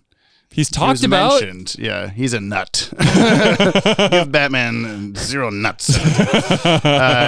But I do have a replacement segment. Lay it on me. Before we do that, I'm going to do the ones we always do. Okay, so we got books or hip hop for this episode. Oh, this 3 episodes. Whoa! I'm gonna go books. with I'm gonna go with hip hop. Okay. So I think it trucked along pretty speedily and pretty like bam, bam, bam. Here's the shit. Yeah, and that's what that felt hip hop to me. To me, it was like the amount of information given. Okay. And like there aren't many hip hop like concept albums. There was that mime. Although I'm looking at you, Aesop Rock, with Spirit World Field Guide, and also maybe Impossible Kid. Oh my God, if Aesop Rock listened to this, I would like shit myself the and SEO, die. The algorithm was picking up on the subtitles of this. It's like, oh, someone was talking about me in the Superman podcast. I guess I don't know. That would be amazing. Oh my God. Yeah. So anyway, go on. Okay. Top 10. Yeah, number obviously. 1. Yeah, you got to put on number 1 for both of us. Let me get to the top 10 document here. Together we cannot watch Batman. You have written as the thing. I'm just gonna go ahead and I'll do this after the episode because I got to do a bunch of reformatting here. So yeah, okay, because it's pretty obvious what we're doing for this one. Number 1. Yeah, baby. Woo! Best Superman episode I've ever seen. Okay, so I'm gonna lay it on you. All right.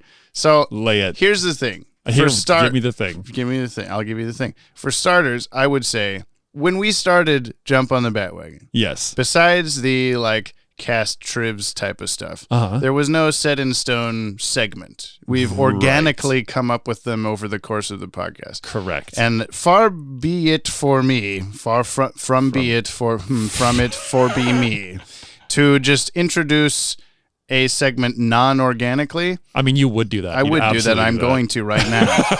I think we can come up with, more or different ones over the course of, like, they'll present themselves, some sort of Superman's powers, how do they work, or some kind of scale with that or whatever. Okay.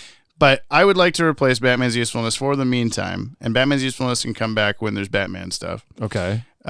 With the baldness hierarchy, a.k.a. the balderarchy. And let me explain what this is. You're going to have to. I would like us to, not by numbers, not a scale of any kind. I would like us to place a winner for most bald villain of the episode. Okay? Antagonist. And this is covering all Superman antagonists, okay? So it's not just people. So I would say the candidates for the balderarchy this episode, of course, Lex Luthor. John Corbin, who was the like terrorist leader dude piloting the stuff. Was he bald? No, listen, this is just all antagonists. I'm listing the antagonists, and then we pick the bald winner, okay? Oh. And then we have the Lexoskel 5000. So of the 3 of those, then we have to have this little argument discussion thing here. Who would you place as the most bald of those 3? The Lexoskeleton. See, that's kind of where I'm leaning here. Because Lex Luthor has eyebrows. Yeah, see, and he maybe could grow hair, potentially. I don't know. So, yeah, you're going with Lexoskel 5000? Yeah. Should we include Brainiac in this? He's kind of more of conceptual. He's like a data guy. We didn't quite see what he looked like there at the end. Yeah, no, he was software that took over hardware. Yeah. This Lexoskel... It can't operate on its own, though, either. Do we count that as a sentient antagonist, I guess? Maybe? Only? Oh, God. That's getting tricksy. Because, like, okay, so Brainiac doesn't exist physically. Sure. Well, he did at the end there. He's a big tentacle boy. See, I would argue against that. Yeah. He's piloting the tentacle thing. Yeah. Okay. So what's your ultimate vote here for most? Well, most in that bald? case, if it's about like their ability on their own, well, then it has to be Lex. Okay. Okay. All right. Yeah. You've convinced me. Yeah. Yay! So I win. What I think I want to do here is because believe it or not, there are many bald Superman villains. And I've thought hard about this, that I think that we're going to even like include a lot of characters you wouldn't traditionally call bald as bald. So as we go through this, what I want to do is every episode. So we've picked Lex Luthor as most bald. Wait, you didn't include the scientist standing on stage. There was the dude. There's a dude in a lab coat who was balding. He had kind of a comb over his I thing had a going thought on. about this, and I think we don't count like thugs, goons type of people. We just count like the main antagonist. But what if this guy was a dude who made the machine? Unless there's a standout bald goon. If there's like no bald bad guy, but like that guy, that one goon that he punched, he was so bald, like he can win the balderarchy of that episode. You know? Okay. Either way, what I'd like to do over the course of the show, every episode we pick the top bald, you know, and then at the end of Superman, we compare all of the answers. So they might be overlapping. You know, Lex might win 20 episodes or something like that. Okay. But we compare all the answers. Here are all of our candidates, and then we pick the top bald among those guys. You see? Sure. The balderarchy. New segment. Okay, you got it? I got it. Okay. We're going to go to the future now and do Yoppie Mail from the final Batman the Animated Series episode / probably the Yopisode guide. We're going to combine them both. Commenting. Yeah. Okay. And here it is. Here we go. Shoo. I have Hurdy Hand now. I'm the Hurdy Hand Club. How's your thumb? It's looking great. But the nerves are starting to connect, so it hurts so bad. Nice. I hope that happens with me. I sliced my hand open on a glass doing the dishes for the listener's sake. All right. Anyway, if you want to reach out to us like the fire hand at the end of the Cat in the Claw Part 2 or the arm of roaches behind Bullock's coat, you can email us at batwagonpod@gmail.com. If you send a voice message, please keep it under 60 seconds, one per person, just for the sake of the length of the show. You can and should also leave us a comment on today's episode on the Podtower YouTube channel.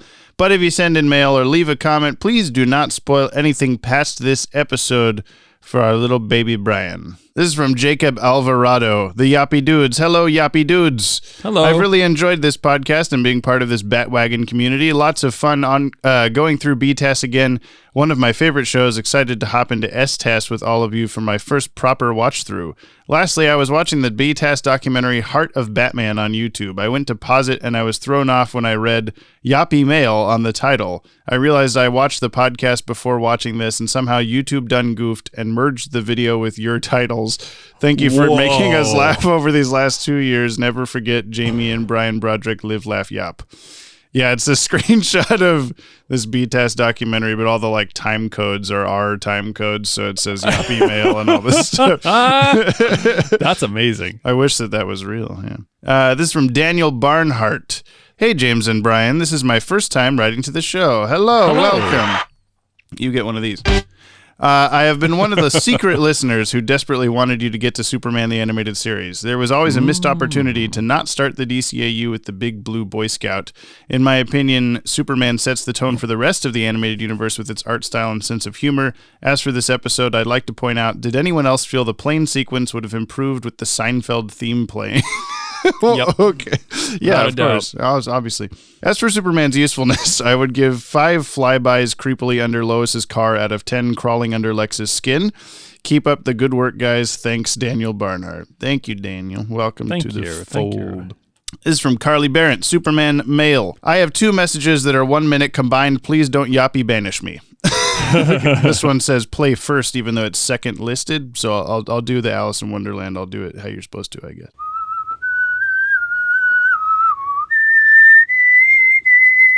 That's the song. Yeah, I have a hidden talent, and it's whistling. So I'm just super excited that we're starting Superman.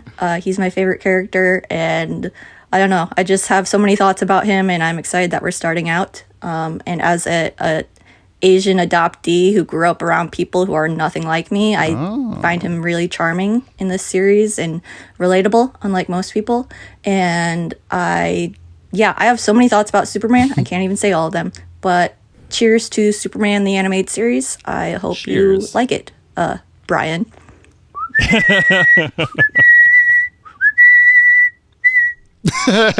Thanks. That is something cool. that I never considered. Like that kind of like a metaphor for somebody like from the outside and like kind of any perspective. Yeah, that's cool. play second. I'm going to play this one second now. Oh, I also just want to clear something up. So I am Chris Knife, and sometimes YouTube says Carly Barron too. I don't know why. So yeah, we're one and the same person. So I guess you could say our Chris Knife is a woman named Carly. Okay, that's it. Thank you for the Chris Knife of clarification. I actually noticed that today when populating our list for our we're going to do thing. that after mail. I should have said that before, but yeah, we'll announce the winner of the the script with our whiskey stains and signatures on and spit. Yeah. And so that was one of the, like, I had that exact thought. I was like, oh, Carly Barron is Chris Knife. I didn't know that.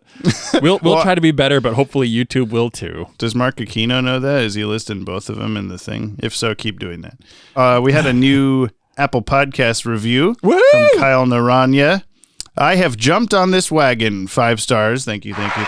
This DCAU podcast isn't one we wanted, but it's the one we need right now. The chaotic energy of James and Brian is ridiculously entertaining. Sometimes I think I know where it's going, but just like Brian's episode predictions, I'm usually wrong. Keep up the great work, Kyle. Thank you, Kyle. Amazing. Yep. Jordan Newman.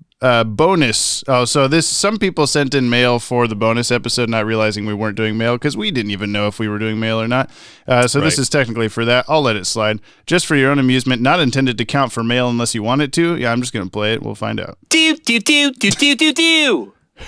You're listening to the Gotham Insider, bringing you hard-hitting news and investigative pieces from right out in the field. I'm Jack Ryder, and I've just returned from London where I picked up a wee bit of an accent. Ain't that right, mate? Throw another shrimp on the barbie, eh? Oh, yeah. Sorry, that's wrong. All right.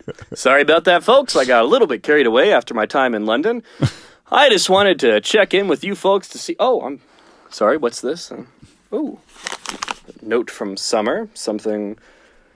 about Metropolis. I don't have time to read all that right now. I'm sure it's nothing groundbreaking. I'll just schedule a flight over there tomorrow or something like that. Yeah. Sure, it can wait. No rush. Yeah, it's like the plane in the show.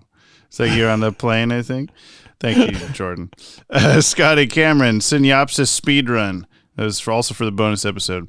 Oh hey, Yoppie dudes. Isn't it a relief to finally finish BTAS and get ready to go on to the rest of the DCAU? Yeah, isn't it such a relief, Brian? You're so like, oh, thank God. I was chatting with Jordan about that like today and yesterday, actually, and just how it's like, it's still kind of a shock. Yeah. I'm excited for it. It takes some getting used to. Not relieved, I would say. Let's see. You've achieved a great milestone by seeing 85 episodes of BTAS and a movie. You have the good, Heart of Ice, Riddler's Reform, Almost Got Him, and On Leather Wings. The oh, so bad it's good, Underdwellers, and I've Got Batman in My Basement, and the bad, Terrible Trio. It's a great experience. I enjoyed the last episode. I'm going to have to start listening to Alex's podcast. Yes, you should do that. Yeah. I can tell Jamie hasn't seen Scream or at least watched Scream recently because my voicemail was emulating Scream and Ghostface's What's Your Favorite Scary Movie bit, not Saw. Okay, Scotty Cameron, you say a horror movie starts with S, it's a tape recorder, and it says you want to play a game. Forgive me thinking it's Saw. Dylan Pollock, Yopisode Guide. It's time for the Thoughts of the Week on the Yopisode Guide. What the fuck are my thoughts on the Yopisode Guide? I don't know what to do with that. Yeah. Well, you know what? I feel like it's time, Brian. Time you know the truth of what you have to look forward to in the DCAU. What's coming up? I'm excited for you to see Superman and later on when we find out is in and the and rips him apart. So I guess the question of the week, James' favorite part, of the things coming up, Brian, what are you most looking forward to? Oh. And the real question of the week, what do you listen to on a long car ride? Is it just music, or is it podcasts, or is it actual conversation? You gross. Did I ask this question already? Maybe. I listen to podcasts usually or music. It depends on the situation, usually a combination. What are you looking forward to that you actually know is coming and happening? Do you don't know? Justice League, because it's the one that everyone seems to be excited about. We said this already, I think. Yeah. The Robin show. Yeah, the Robin show. That got canceled, sorry. Ah! Smooth! This is from Tim R. James and Brother Broderick, regular listener, irregular emailer. That is to say, infrequent. Anyway, just wanted to send an email to congratulate you guys on the milestone of finishing btas, to congratulate you and also to thank you. In the last episode, Broderick mentioned offhand that while the show is fun for you guys just because of your natural dynamic, he didn't expect or still doesn't understand how or why that appeals to so many other folk.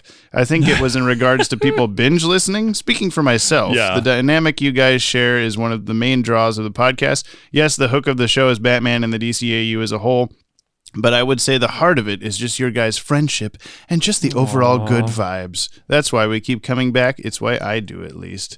There's no happy kind of sound. Like plot device is kind of lovely plot sounding. Device. It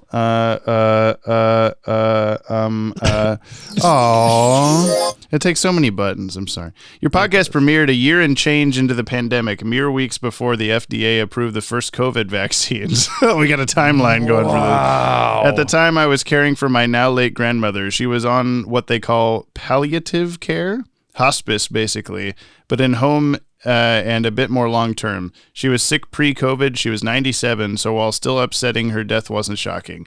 It was her time, and we were as braced for it as one can be. Still, in the lead-up, as one of her primary caregivers, I was like quarantining twice as hard as everyone else. She had made it 97 years, beat cancer, survived heart attacks. I certainly wasn't going to help do her in. During that time, I started listening to the podcast, and it not only gave me a distraction, but comfort, laughter, which was sorely needed just given how mentally and emotionally drained I was. Even after she passed, I now found myself with way too much time on my hands, didn't exactly want to be alone with my thoughts. You guys helped keep me company during some of that time, and again, the laughs were needed. It wasn't just two guys talking about Batman, which is entertaining in its own right. It was two friends, two yappy dudes just having a good time together, and I got to be a fly on the wall. I want to thank you guys for that, so again, thank you. You're gonna make me cry, man. Holy shit, dude. Anyway, sorry for bringing the pod down or making you emo. I never brought... No, you're good. I never brought any of this up in any other email because I wanted to keep them relative to the episodes.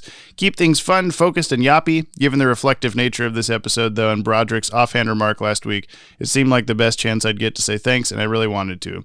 People don't put up with the silly shit for the sake of the Batman. The silly shit itself is an appeal. The silly shit itself has value. James comes to the table with a wealth of knowledge even prior to the weekly BTS Shrivs research. But while you guys are professional in terms of those credentials and your production value, the casual, laid-back nature of the show that you're just yourselves, like I don't know how to word it per se, but you seem like genuine dudes, genuine yappy dudes. I believe I am genuinely a dude. I am genuinely a yap. I believe that you guys would have all these same discussions and shenanigans, even if there wasn't a mic in front of you, if you were just watching together without doing a podcast. Yeah, mostly, I think so. Like that live stream shark thing. What? Like the live stream shark thing. That means nothing to anybody. No, but it is definitely proof that's true. Thanks for letting us all be privy to said conversations. Tim R.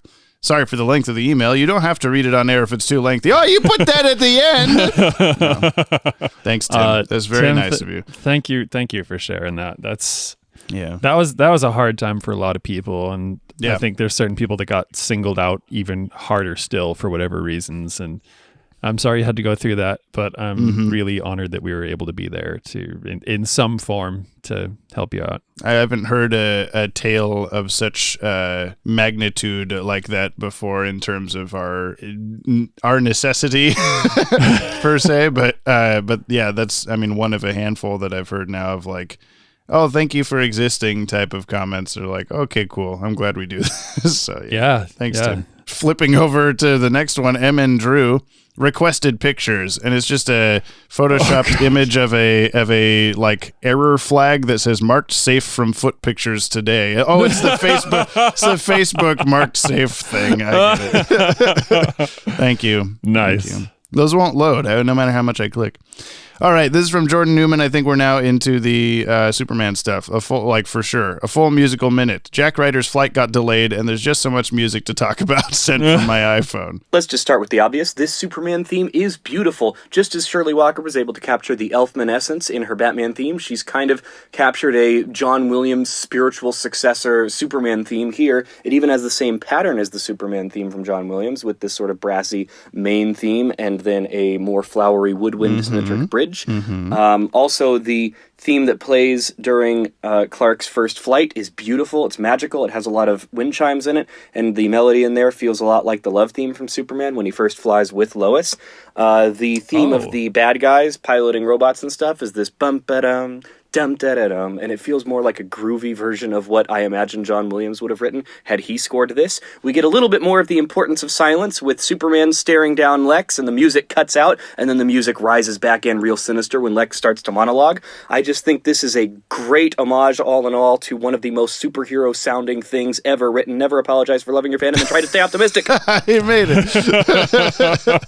Thanks, Well Jordan. done. Yeah. I mean, we didn't talk about the music a ton, but we definitely noted that it was very there and very good. So Yeah, it was great. yeah, nothing was really like bad about these episodes. Like everything was pretty solid or whatever. And it just that's like a norm now is like, oh, music good instead of like, oh, who wrote that fucking music this time? Or I've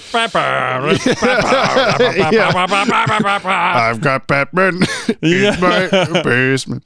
I'll miss that though.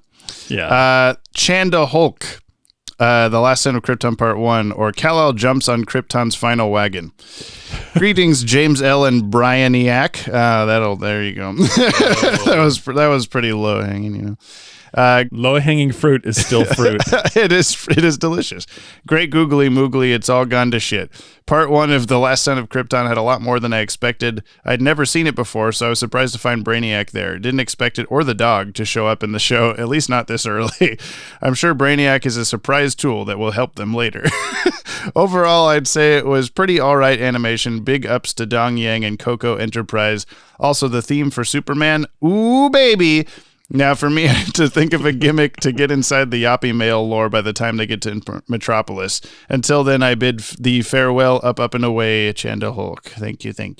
Is from Fiacra Horgan. Thoughts on The Last Son of Krypton? Hey, James and Brian. I hope you Yoppie dudes are doing well. In Ra's al Ghul voice. Okay.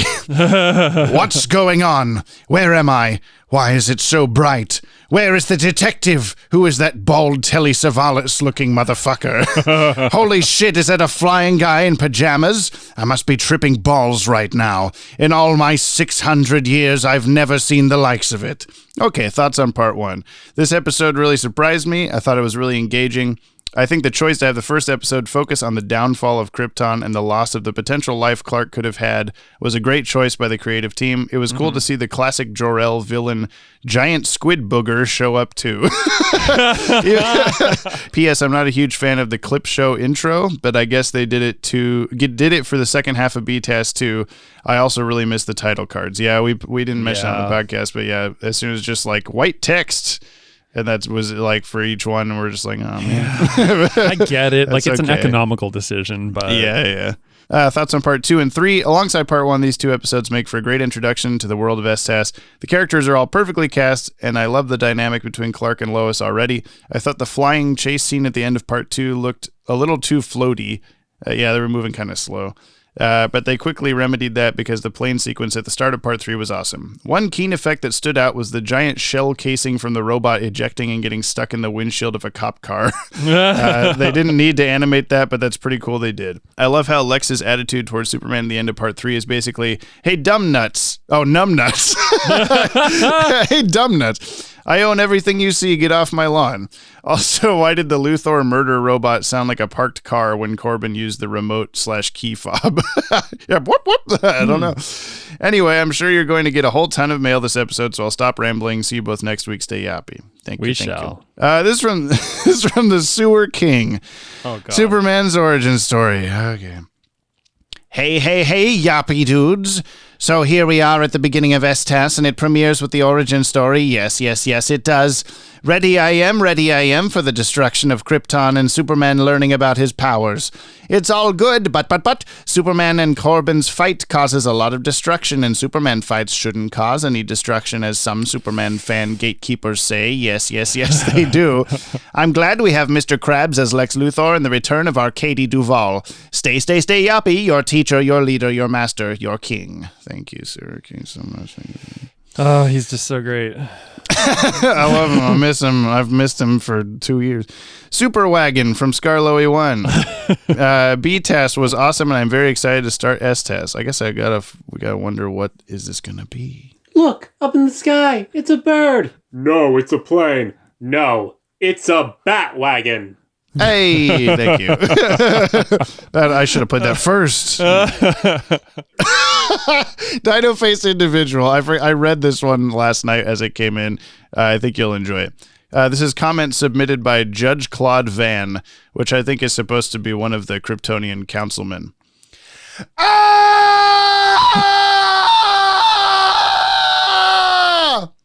I give Brainiac a 0 out of 5. Oh, Rao, help me!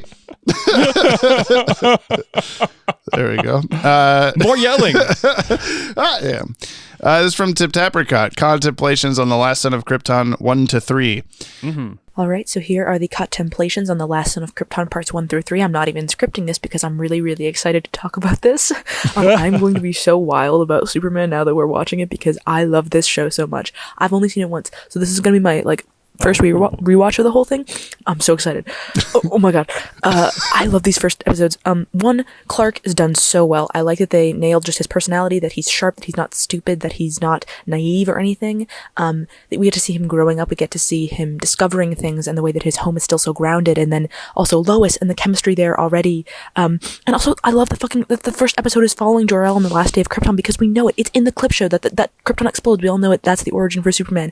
But actually seeing what that entails, seeing the world that is lost, the people that is lost, the way that they have to deal with their world exploding and blowing up and breaking apart under them, and just how scary that is, and that just drives so much home for Clark later on. And it is just such a good intro, and it makes me so excited. And yeah. Thank you. Oh my P.S. This may be controversial, but for me, these 3 episodes are the best DCAU content we've gotten at this point in the watch. Wow. Controversial. I mean, certainly, in regards to content, there's a lot of it, and it's quality. Yeah, that was a pretty big exposition dump. We just kind of watched this. We didn't have this oh my god, what's happening with her eyeball and all this, yeah, like we would normally do with Batman. So I don't know. Quality. Mega Man, new era for the podcast. Mega Man. I hope that this gets to you guys. It did. And I look forward to talking about Superman on here. I think that these episodes are a great introduction to our new Superman and include a surprising amount of story that didn't line up with how it was in the comics at the time, like Krypton's aesthetic and Superman being born on Krypton. John Byrne really wanted Superman to be the ultimate American, having him be born on Earth in his ship. Oh, what? That's weird. Just saying that I love the podcast and look forward to this new era. Thank you, Mega Man. You. I love your work, Mega Man. I know, your big hands and such. The last email comes from Keen Machine, Last Son of Krypton. Greetings, James and Brian. Hello. Wow, we really need to come up with some Kryptonian names for you. So it begins... Like Jimmy and Bimbo. Brianiac. Jimmy and Bimbo in the morning. So it begins, a full jump into the world of Superman, a story about AI destroying the world, how eerily fitting. Not to mention that Krypton looks like a mid-century architect's playground. Until next week, keep it keen. Keen Machine. Thank you, Keen. Okay. Let's do comments on the Podtower YouTube channel. Yeah? Okay. This is from the final btas episode. Jump on the Bat-Wagon number 86. The Lion and the Unicorn are phenomenal cosmic living space. This is from Oliver Gray. I'm a day one viewer and first-time commenter. Thank you. Wow. I wanted to say I thought you guys would have quit a long time ago, but wow. I'm so happy you guys stuck with it. Such a good show. I can't wait for Superman. Thanks, Oliver. We've got a certain possessed style of work ethic, Ashley Tutchin. Well, here we are, the end of an era. Cue the cheesy graduation music. I already did that. As we go on, we remember all the times we had together, etc. It's been a heck of a ride, but somehow feels like it's gone on forever. Yet also like it's ended all too quickly. Yeah. Naturally, I'll be here for the next stage of the journey and everyone that follows. I don't want to miss Brother Broderick's reaction when he finds out that the DCAU Justice League is comprised of Sewer King, Boss Biggest, the Terrible Trio, Nostromos, and that Sherbert kid who locked Batman in his basement. Hey, Jamie, I didn't tell you. I got to quit. I'll see you later. Oh, they weren't supposed to do spoilers. What a jackass. It'll be time to jump on the soup kitchen. Oh, and I hope our British Yoppie correspondent makes a return soon. Yeah, everybody liked having Alex on here. Alex, you can come back and do things. Old King Cole, time to pop the disc out and put the bonus features disc on for the pod. Zane Beatty, congratulations, Brian, on completing the first show. Don't worry about Superman. I finally got my wife to start it, and she went from hating Superman before watching to asking if we can watch more tonight. Oh. Okay.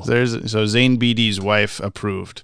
All right. Can you get that stamp of approval on the podcast? Can you, if you win the giveaway, can you just stamp that on there and then send it back to us? Derek the Bloke. Hello, Jumping Jackanapes and Bingus. Hey. I can now say I've listened to 86 episods of Jump on the Bat-Wagon in an astounding 2 weeks. Is it a problem? Whoa. Yeah, probably. Probably. What? 2 weeks? I think that's our new record. Yeah. Oh, my God. What? Let me finish this. Is it a problem? Yeah, probably. Do I care? No. There you go. 43 episodes a week. That's a lot. More. That is almost. That's like. Is that even possible? That's like roughly like 80 hours a week. You just had it on the whole time. That is more. That's double a full-time job's amount of listening. Are you okay? Cooney Phoenix. I know this comment probably doesn't add anything to discussion value, but you're starting STAS soon. Of all the DCAU installments, and even though Batman is my favorite character in this universe, my most favorite series has always been STAS, and this iteration of Clark/Superman is always going to be special to me. He's so sweet. And a bunch of crying and heart emojis. I love the color palettes for the entirety of the show, the gorgeous musical scores for every episode, the fluid animation, the general look of the character designs. Can't wait to start my third official rewatch. Anyways, BTAS was an awesome ride. I'm so grateful for y'all, like, kind of seeing me through the last 2 years of high school with this podcast. And fun to see. We have an impact, bro. Fun discussions about BTAS almost every week. Yeah, almost every week. Thank you for the 2 years of laughs and food for thought about this series. Here's to the start of STAS. Woo! Hear, hear. Thank you. You know, that was actually something that occurred to me briefly, was the similarities and I don't know if you see Cooney's posts on like Instagram. Sometimes. The thing that like popped into my head was like, especially during like the first like shots of Krypton where everything was like that kind of like the purpley, pinky well, not quite pastel. I don't know how to say that. I know what you're Sherbet colored. Sherbet colored. It was like super reminiscent of the color palettes that I see Cooney do a lot of. Yeah. Their sketching in. So it adds up. Yeah. Charlid97, you're our old friend. And so we say goodbye to BTAS. It's been very interesting rewatching the series alongside y'all. As a kid, I only caught the tail end of the DCAU, didn't even know these early stuff like Batman and Superman existed until my early teenage years. Coming back and re-examining how my opinions about these shows have changed as I've grown as a person has been a very interesting experience. I especially appreciate Brian's perspective as someone who has no nostalgic connection to the DCAU. I really enjoyed the fact that this podcast wasn't a universal and unending praise fest, because while I really enjoy this show and what it did for Batman and DC animation, or just TV animation in general, it also had episodes like The Terrible Trio, Batman in My Basement, and of course The Underdwellers. Yeah. The fact Brian didn't shy away from sharing negative opinions was very refreshing, as I feel like with a lot of well-regarded pieces of media, there can be a lot of pressure not to talk about the shortcomings. I can't wait to hear Brother Brick's thoughts on Superman the Animated Series, an underappreciated middle child of the DCAU. Thanks, Jarlid. Yeah, well, thanks for appreciating me and all my glorious We negativity. appreciate Brian. Yeah, we appreciate just how much of a sourpuss he is at all times. Yeah. Banana Man says, okay. Okay. Insouciant Fox? Is it going to be a lowest self-endangering scale for STAS? Not so, maybe. Well, it'll organically, it'll come out. Yeah. Watchtower database. I think I speak for all the listeners when I say you guys should just call it quits here and go out with a shred of dignity. It's all right to admit you've peaked, step aside and go watch a show that's more your speed, like Duckman Private Dick. Also, I'm Australian. No! Is that a requirement? You have to write Watchtower database is Australian. You got it on there? Yeah. Good. Nick Sorensen. Hard to believe we've reached the end of BTAS for the podcast already, and what a fun time it's been so far. But as fun as Batman has been, I feel more excited to be officially getting into Superman now. My exposure to BTAS was limited early on, but I had definitely had a lot of experience with STAS as Bruce Timm and crew move over to Kids WB. Can't wait for Brian to see how the Man of Steel opened the doors to the even larger DC animated universe. Dun, dun, dun, dun. Oh no! Evil Banana Man says not okay. Oh, God. What is going on? And Banana Boy says okay. Okay. There's too many bananas. What's happening? Can we talk about this banana family? I think they need to have a talk among themselves, figure out what's going on. Maybe. Park Her Truck says, when 6-year-old me saw Red Claw slapping around a tied-up Alfred, it awakened something. Nice. Lanola Cola. Hey. Although I've come to the end of the Jesus Christ, James. Although we've come to the end of the Bat Road, it was a wonderful 2+ year journey with James and Brian, and so we bid adieu to the dank alleys of Gotham, to the clear skies of Metropolis. I just hope that Brother Broderick will believe that a man can fly, and more importantly, a Superman can yop. Scarloey 1, first edit, never mind. Mark Aquino, last first. We come to this place for lunacy. We come to the Jump on the Bat-Wagon podcast to laugh, to cry, to care, because we need that, all of us. That indescribable feeling we get when Brian's guitar plucks in and we go somewhere. Some of us have been before. Not just entertained, but somehow reborn. Together.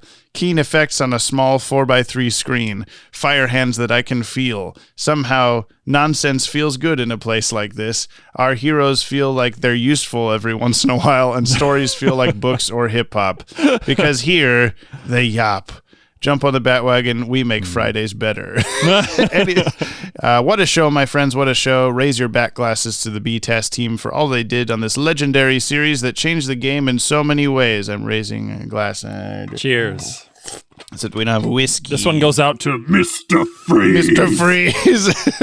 Thanks, Mark. Sweet. I'll read select ones from the bonus episode, the episode guide, or My Body Feels Good, My Brain is Alive. Okay. Because you've already read these as you picked out the bat feed. I have. This is like my one opportunity to go through the comments. I did read the comments, spoilers. yeah.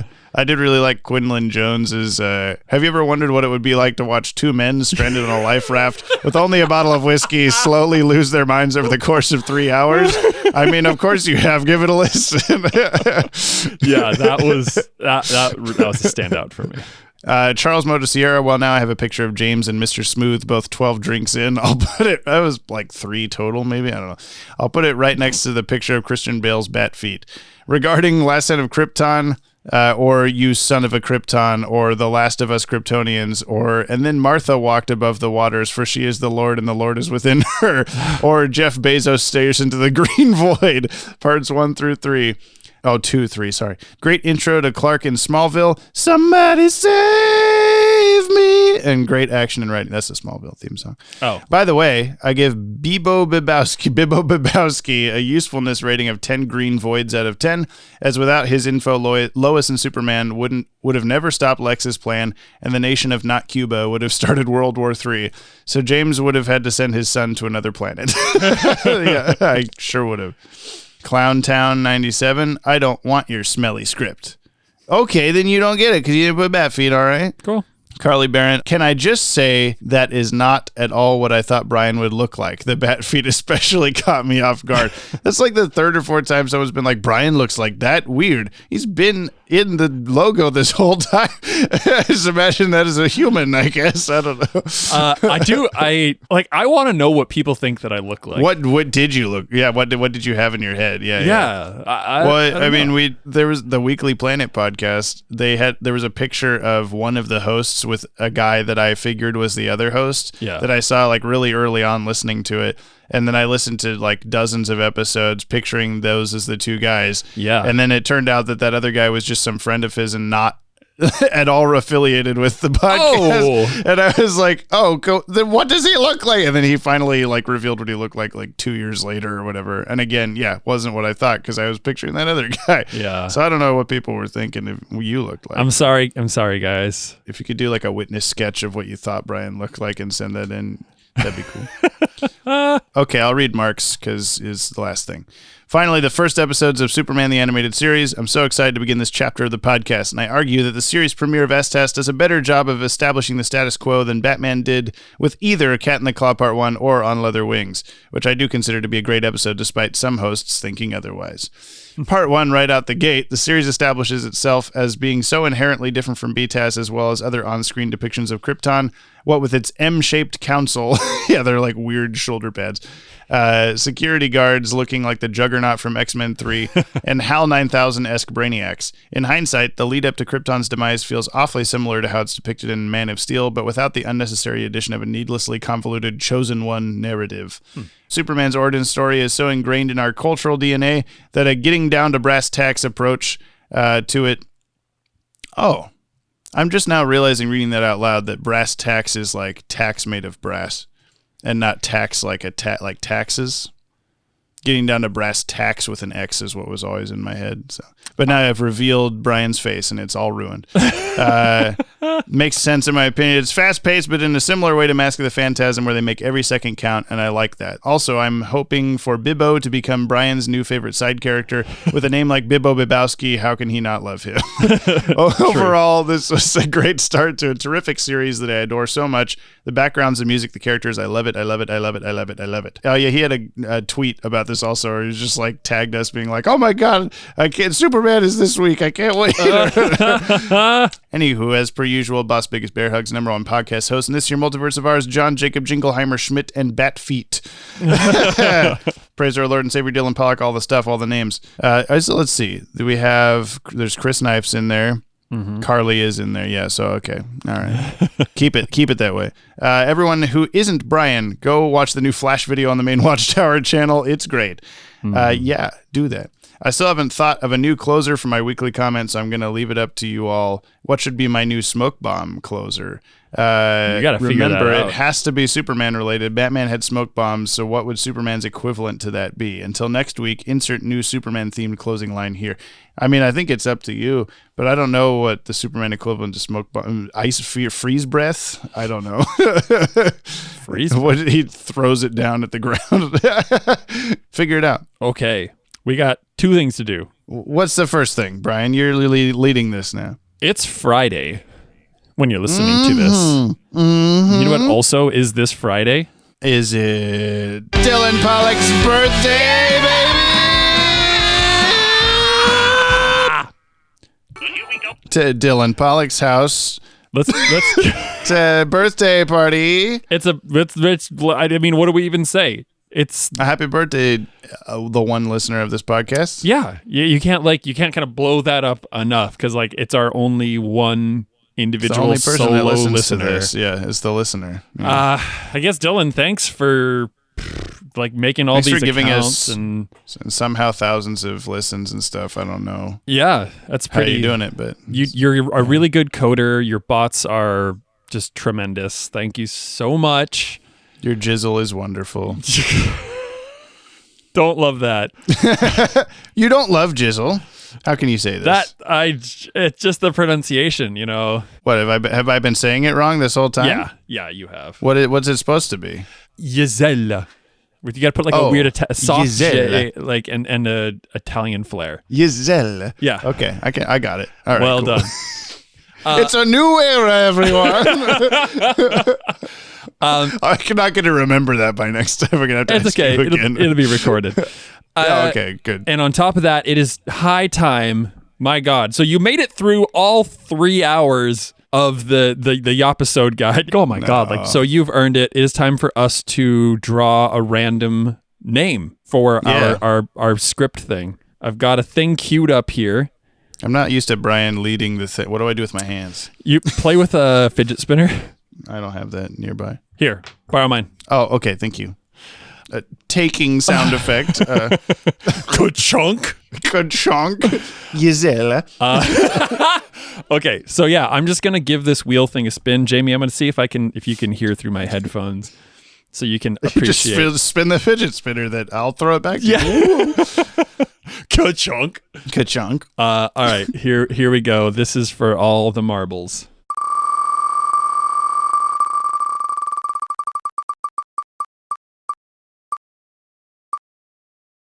Oh my God. Who won this thing? It is Dino-Faced Individual. Dino-Faced Individual.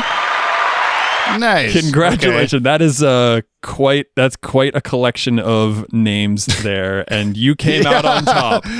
Brian sent me a screenshot of everyone that had put bat feet in the comments on this spinning wheel. And he's just, this is a lot of names.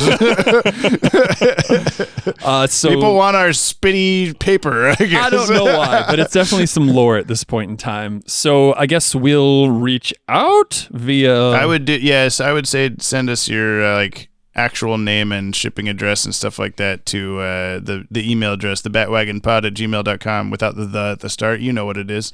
You send stuff there all the time, and we'll continue the convo and figure it out. Yeah. So thank you everybody for just we didn't sincerely, I didn't think anybody was going to make it that far. You know what's strangest to me about that, though? I forgot to say this way earlier. So I listened back to it in several car rides over several days. Oh, me too. And we don't bring up the requirement to put bat feet in the comment until over 2.5 hours into the podcast. It's nearly the very end. But somehow there were comments with bat feet in them less than 36 minutes after the episode was uploaded.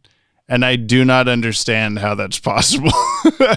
How did everyone know where to go in the podcast to know what to do? Unless you're listening to the podcast on 5 times speed or something, in which case, how the hell do you understand anything we're saying? Wait, 36? No. 36 minutes, and there were, I think, 2 or 3 that had bat feet in the comment already. I don't understand. So how? Is there a temporal vortex? So I checked it out 4 or 5 hours after it posted. I'm just like, is there any chance? And there was already 3 or 4 then. Oh my God, they listened to it right when it came out. Immediately, yeah. This thing you're talking about? The 30s, I don't get it. I don't know. It's impossible. Unless they're 3 hours. I wonder what happens half an hour before the end of that, and just happen to skip to there and happen to hear us say that. I have no fucking idea. That is so terrifying. So if you could tell us your secret, and then please don't do that ever again. That's fucking weird. Anyway, back to the normal episode. Thanks for playing. Hooray!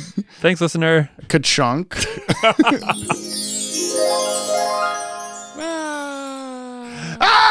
Oh God! I fell back down into the present day. Here we are. I laughed myself down. I laugh when I fall.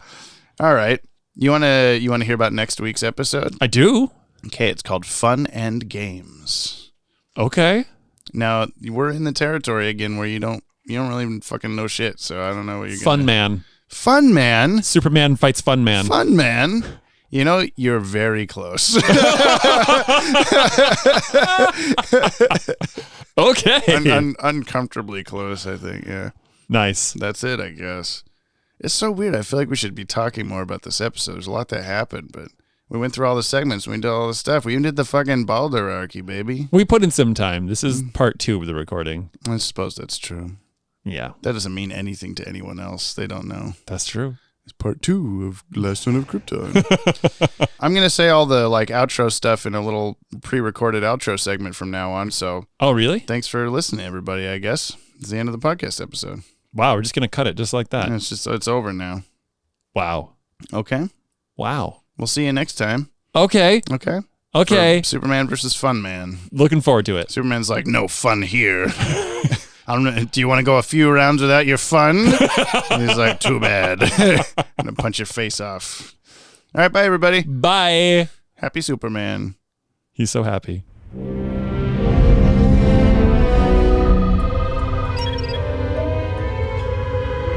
Drogan, Srinar. Dotąd kaposzta. Sztoszny. Lapinan, irunda talabloki. Talabtego!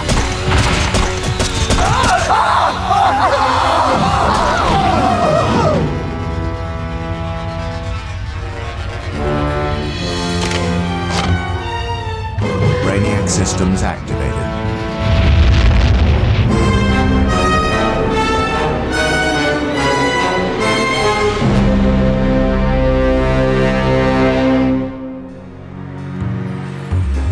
Jump on the Bat-Wagon is hosted by the Watchtower database. Subscribe to our YouTube channel for DC Animated Universe videos on a regular basis.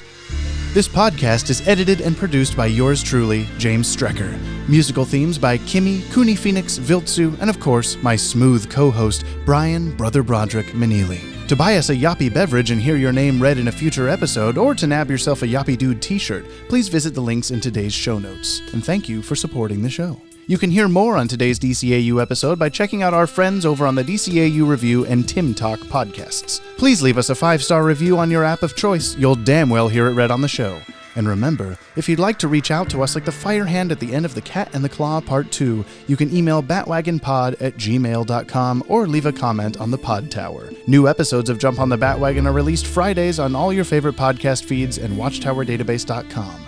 And we'll see you next episode, same PP time, same poo-poo channel.